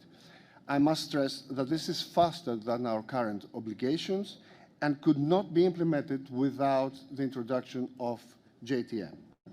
Renewable energy resources will increase in the Greek energy mix. Targets to be implemented by 2030 are clear, and among others include 60% share of RES in gross final electricity consumption and 40% share of RES in final energy for heating and cooling. Greece is also committed to promoting sustainable development, green energy and innovation to improve social, economic and environmental conditions on the non-interconnected islands. These islands are small and therefore cannot benefit for the cost advantage of large-scale generation capacity and commonly rely on diesel fuel generations, expensive and not environmentally friendly. For example, the Estipalia Smart and Sustainable Island project agreed between the Hellenic Republic and the Volkswagen Group to make Estipalia the first model island in Europe where transport will be smart and with a neutral climate footprint. In addition, RES hybrid plants, namely the combination of RES with a storage system, constitute a solution that will facilitate the full replacement of diesel fuel generators. Also noteworthy in the Greek context is the Tilos project, an innovative European project that aims to provide energy autonomy to the island of Tilos by developing and operating the first smart electricity microgrid, renewable energy sources, and energy storage-based hybrid power station in the island. This project is supported by 13 enterprises and institutions from 7 European countries, bringing integration. Has been ranked first among the 80 competitive proposals. I'm closing by this message. Despite the particular difficulties that Greece has to overcome, we remain committed to the lofty Fit for 55 and beyond goals, and we call on the Council of Heads of State to adopt the French presidency proposals for a new European fund supporting inter alia the strategic autonomy of EU in the field of energy.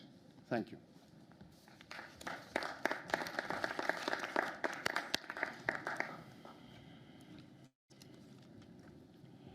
Pour l'Espagne, la parole. For Spain, I give the floor to Joan Capdevila, ESTV. Thank you, Chair.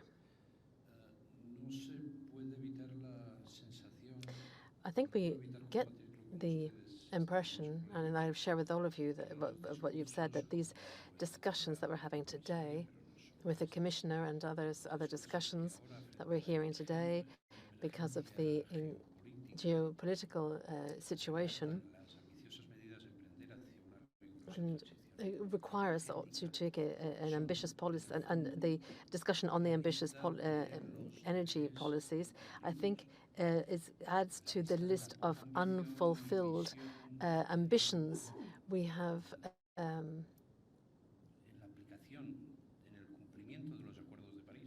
We have not actually achieved our commitments under the Paris agreements. And at the same time, when we look at when we hear this discourse, we can see that this is also a diagnostic as to why we are in the situation that we're in today. One example is the MICAT oil pipeline. You've probably heard of this. It's a connection between France and Spain, and it could have actually been completed at least 10 years ago. It wasn't done then. And we have to start again, and it'll be at least 3 years before it's operative, this new pipeline. But beyond that, we shouldn't forget that the energy transition is one of the main tools that we have if we want to actually fight against climate change, and because, of course, our energy use is one of the greatest contributors. And I think we've got to ensure that we strike a balance between respecting the limits that the energy policy impose upon us. I imagine that gas and nuclear, the inclusion of gas and nuclear in the energy mix is something which we want to see phased out as quickly as possible. There are a number of different questions and explanations about the ecological transition which would lead us to question the inclusion of this in our codex. But the fathers of Europe, Adenauer, Schuman, Monnet, and Asperi, they were all calling on us to show solidarity. And we believe that the energy transition is going to be local and regional, or it will not be at all, because the way in which we can implement these measures, in the way in which that we can work together to, as Mr. Borracini has said, the way in which that we can actually achieve these goals are actually by starting at the grassroots level, starting locally. And we believe that we've got to actually ensure that there is a corrector factor for investments to make sure that those areas which suffer most from the climate change are given support to actually work out of their way out of this. Otherwise, I think that all of the efforts that we're doing to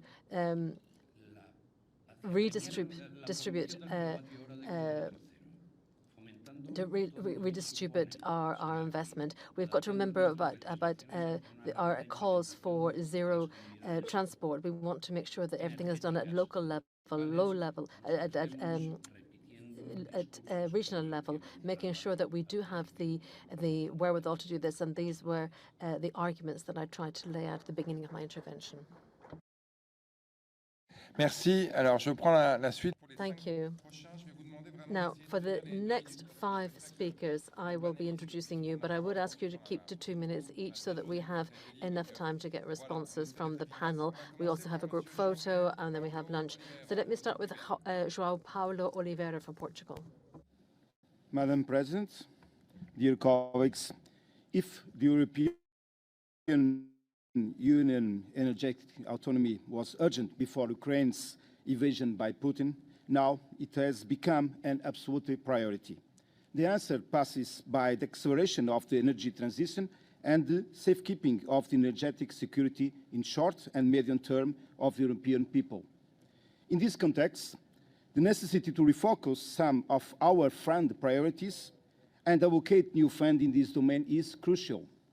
Solutions such as betting on alternative sustainable sources and development of projects based on hydrogen should be considered. I call your attention that, however, the energy transition must be inclusive. No one can be left behind. Support for each European Union region must be necessarily different as a reflection of the bigger needs that some countries have. But our worries cannot be based alone on the development of cleaner energies. We also need to consider the role of transitional energies, especially gas.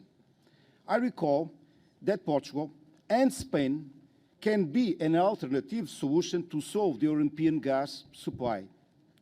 We cannot ignore this reality. The interconnection of the Pyrenees must be considered once again a project of common interest, a project that could diversify the origin imported natural gas to Europe, taking advantage of the existing liquefied natural gas terminals in Portugal and Spain, which could even, in the future, be used for the transport of hydrogen. Thank you very much.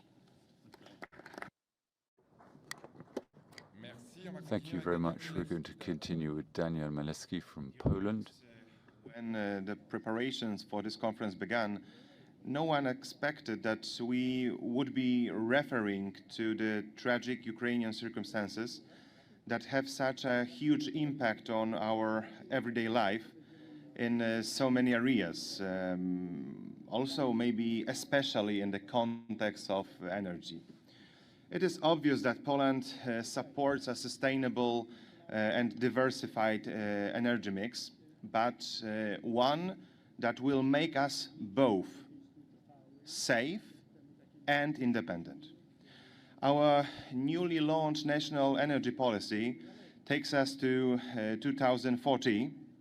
It will involve massive and diversified investments in zero-emission technology and green energy, including offshore wind farms on Baltic Sea, nuclear power plants, and hydrogen projects. What is more, we are ready to rely on diversified gas supplies from both our LNG terminal and the Baltic pipe. What is more, Poland can also boast a massive program of civic-focused energy produced by prosumers. Today, we can also say with pride that if called upon, Poland stands ready to supply energy to our neighbors in Ukraine. The Russian invasion in Ukraine can potentially derail the decarbonization plans of many countries within the European Union. Therefore, we accept the words of Commissioner Timmermans, who has stated that if it will be permissible to use coal for a longer transition period in order to reduce our dependence on gas from Russia, which is the imperative of the hour now. Today, we see that the ETS system can work, but it needs to be rethought and repurposed so that it can unlock and not hamper the potential of national economies. After all, only strong economies can take us to a smarter and greener future for all. Thank you.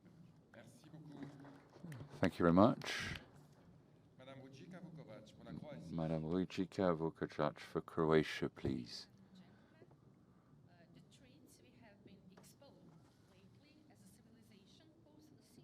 Threats to Europe, especially to the European Union, to achieve the target of zero emission by 2050 and to reduce energy dependence for the energy and transport sectors and overall industrial productions as well, will have to make significant adjustments in accordance with the Green Deal.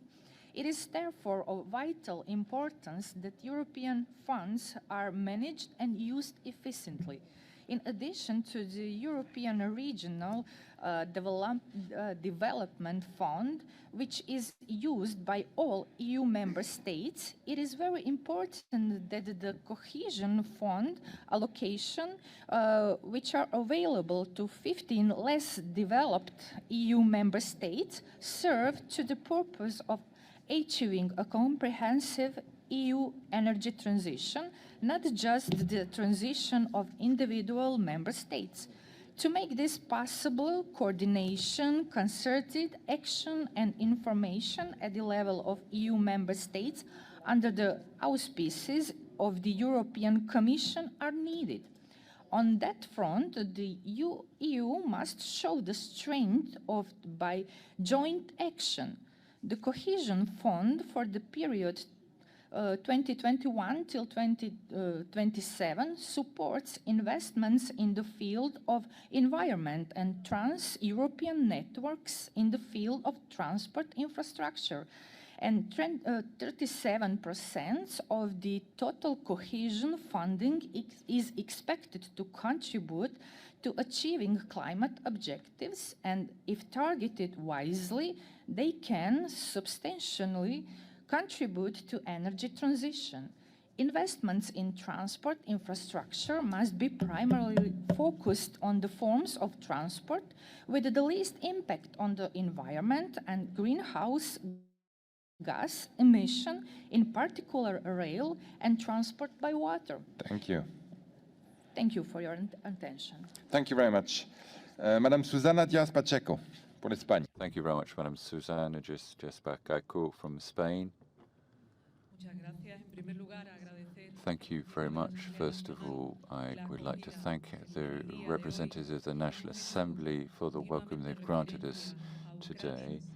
We have constantly referred to Ukraine because indeed this impinges significantly on our food supply, upon our energy transition, and we can also see during the debate of sustainable tourism, but let us not forget that how this is, there are refugees people are being massacred and refugees increasing number, and this affects all members of the European Union. Now, on the occasion of this first intervention, I have to say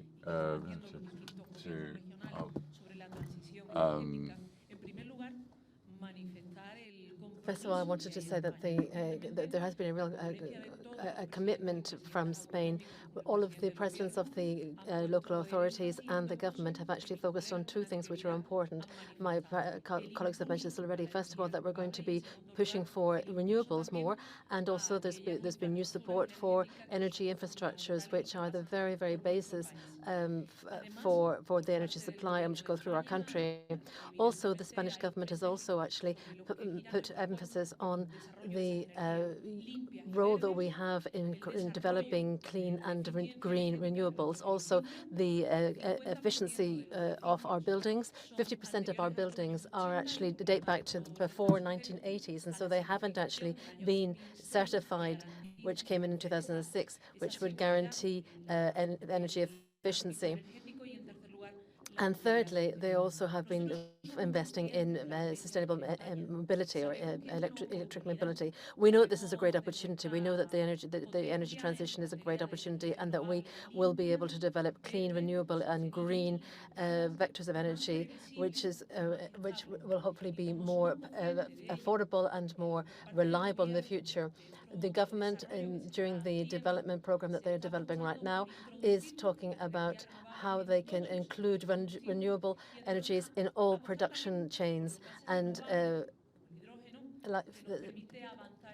mechanisms such as hydrogen, which is going to enable us to reach the zero carbon goals that you mentioned earlier. We do have other challenges, and one is that we want to be more European. People cannot be now paying the prices that have gone right through the ceiling, and because some people are trying to speculate on the energy prices. And I think it's going to be very important on the 23rd and 24th at the Council of Europe. There's going to be a discussion where they talk about decoupling the gas prices from other types of energy prices, because we're not going to be able to guarantee energy for many, many families that are going to need to help. They won't be able to turn on the lights or heat their homes because they won't be able to pay for it. So if we opt for cleaner, cheaper energy sources, we will be able to create the Europe that we all want. Thank you. Thank you. And now to wrap up, Madam Katarina Notopoulou for Greece.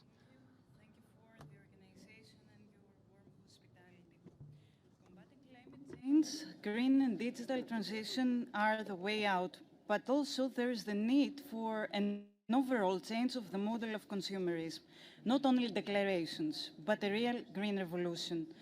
So the development model that we have followed up until now has brought us to the brink due to our wastefulness of our planet resources. And now, due to this reason, funding mechanisms must become available and accessible to all small, medium enterprises all over the European Union.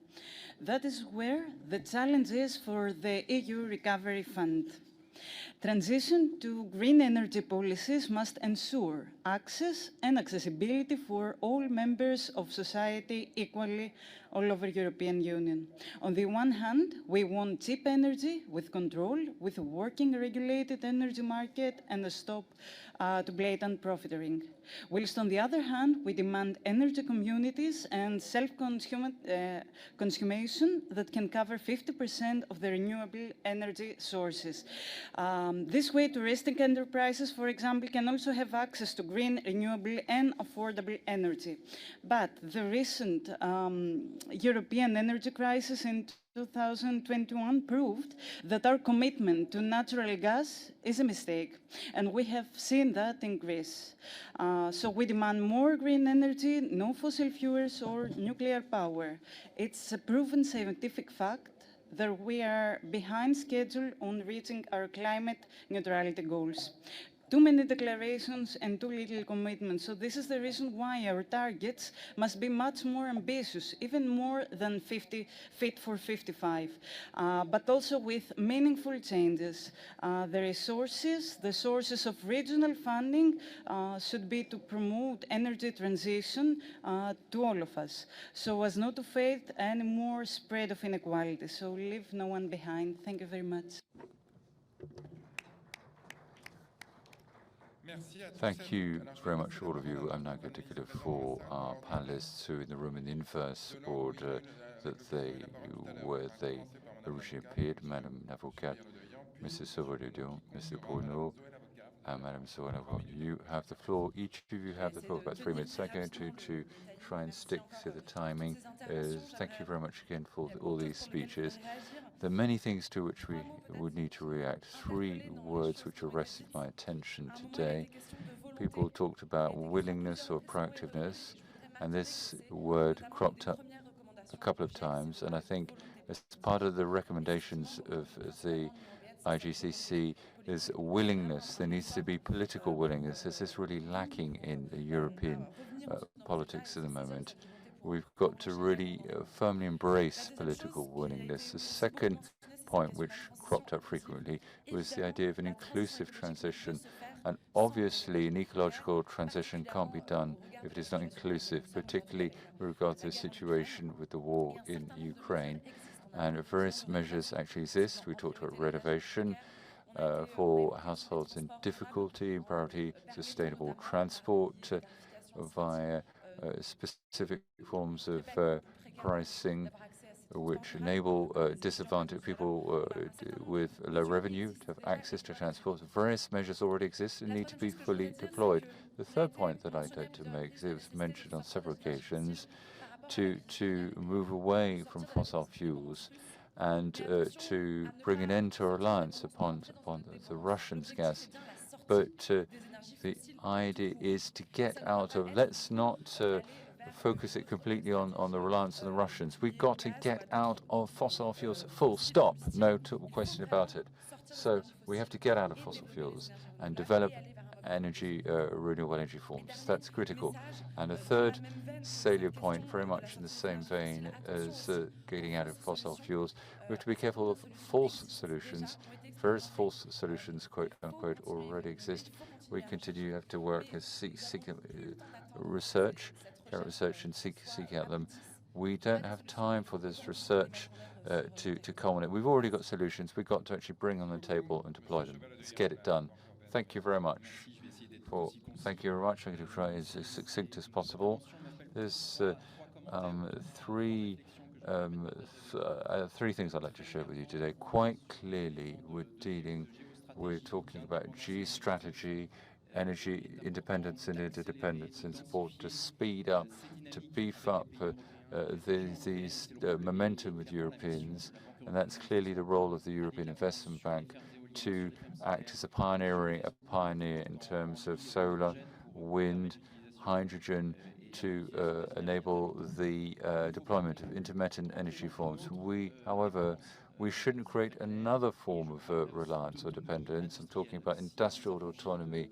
And if we liberate ourselves from various sources of energy, the idea is not to become highly reliant on electric batteries which are produced, which are imported from Asia. For instance, it's important that we speed up the finance of gigafactories, for example, in Sweden and other countries besides, to ensure autonomy. I'm talking about opportunities, and quite clearly we have to emphasize this point. The second point is that the public support won't suffice, that needs are such that we need to marshal alongside private sector finance. The role of a public player like the European Investment Bank is to accompany and allocate the risk, and that's what we talked about in Italy, to marshal, mobilize and densify to ensure this transition, ensure the best possible deployment of public resources, and to act as steward so as to help those most in need and those who can't secure access and enjoy the fruits of this energy transition. The third point is this energy transition is a cost, is a particular cost for companies, private companies in their production systems who will have to adjust, adapt, comply with new rules that we'll be bringing in. And it's not that we want these private sector companies to suffer from a form of dumping coming from companies outside the European Union that don't abide by the same rules as ourselves. But it's also important that we should not be naive and that we erect our own barriers where necessary. There should be these are strong measures driven by France as part of France's EU presidency and made significant headway last week. And for no carbon at the front frontiers to ensure the competitiveness of EU companies, which is part and parcel of this EU and national approach. Thank you. Thank you very much for wrap up. The final word to Mr. Chairman of the region. Thank you very much. I think it's important that we made the connections between all these discussions, between preserving peace on the one hand and the challenges and issues bound up with the environment and the energy source of the future. It's also important that we shared the idea of, kicked around the idea of speeding things up. Now, when you look at the deadline for 2030, to speed up in all realms of what I heard today, is a willingness of member states to move forward quickly. And the problem of justice or finding right balance in from equity with this new form of equitable approach, this new form of approach, it needs to create jobs, it needs to create wealth, but it shouldn't be something that is thought out at state level, at the state agencies or super-state agencies, but I think the energy of the future, the generation of energy of the future, should also concern the citizens. It will be regionalized, localized, and going via citizens, and that's why there'll be greater buy-in if it does, and that's why I see the European Investment talked about it needs to be greater effort, more public support, but it was necessary also to work within timelines which corresponds to the challenges for investments. There's challenges for sustainable investment, if you allow me to say. These are challenges will be for eternity. We have to protect regions, we have to protect the planet, we have to move over into new forms of development. Either we do it or we don't, and we will continue to operate according to the economic models that we have today.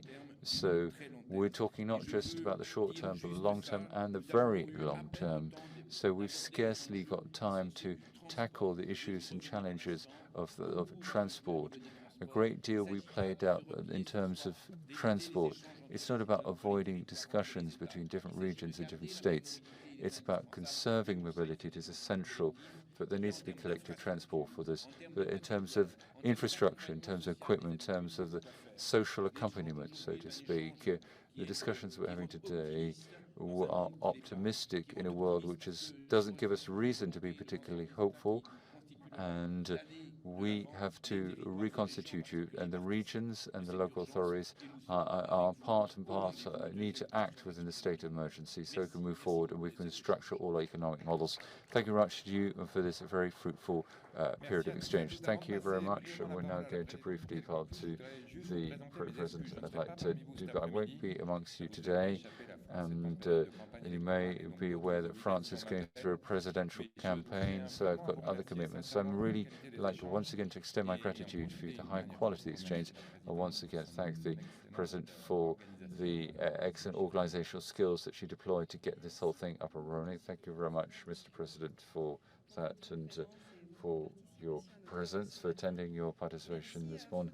Thank you to all you for our kind panelists for these really stimulating and discussions. I think there's a key word, let's speed things up. So what I would suggest, without further ado, that we meet before lunch for the group photo. So please could you kindly convene outside for the group photo. Thank you very much, and enjoy your lunch.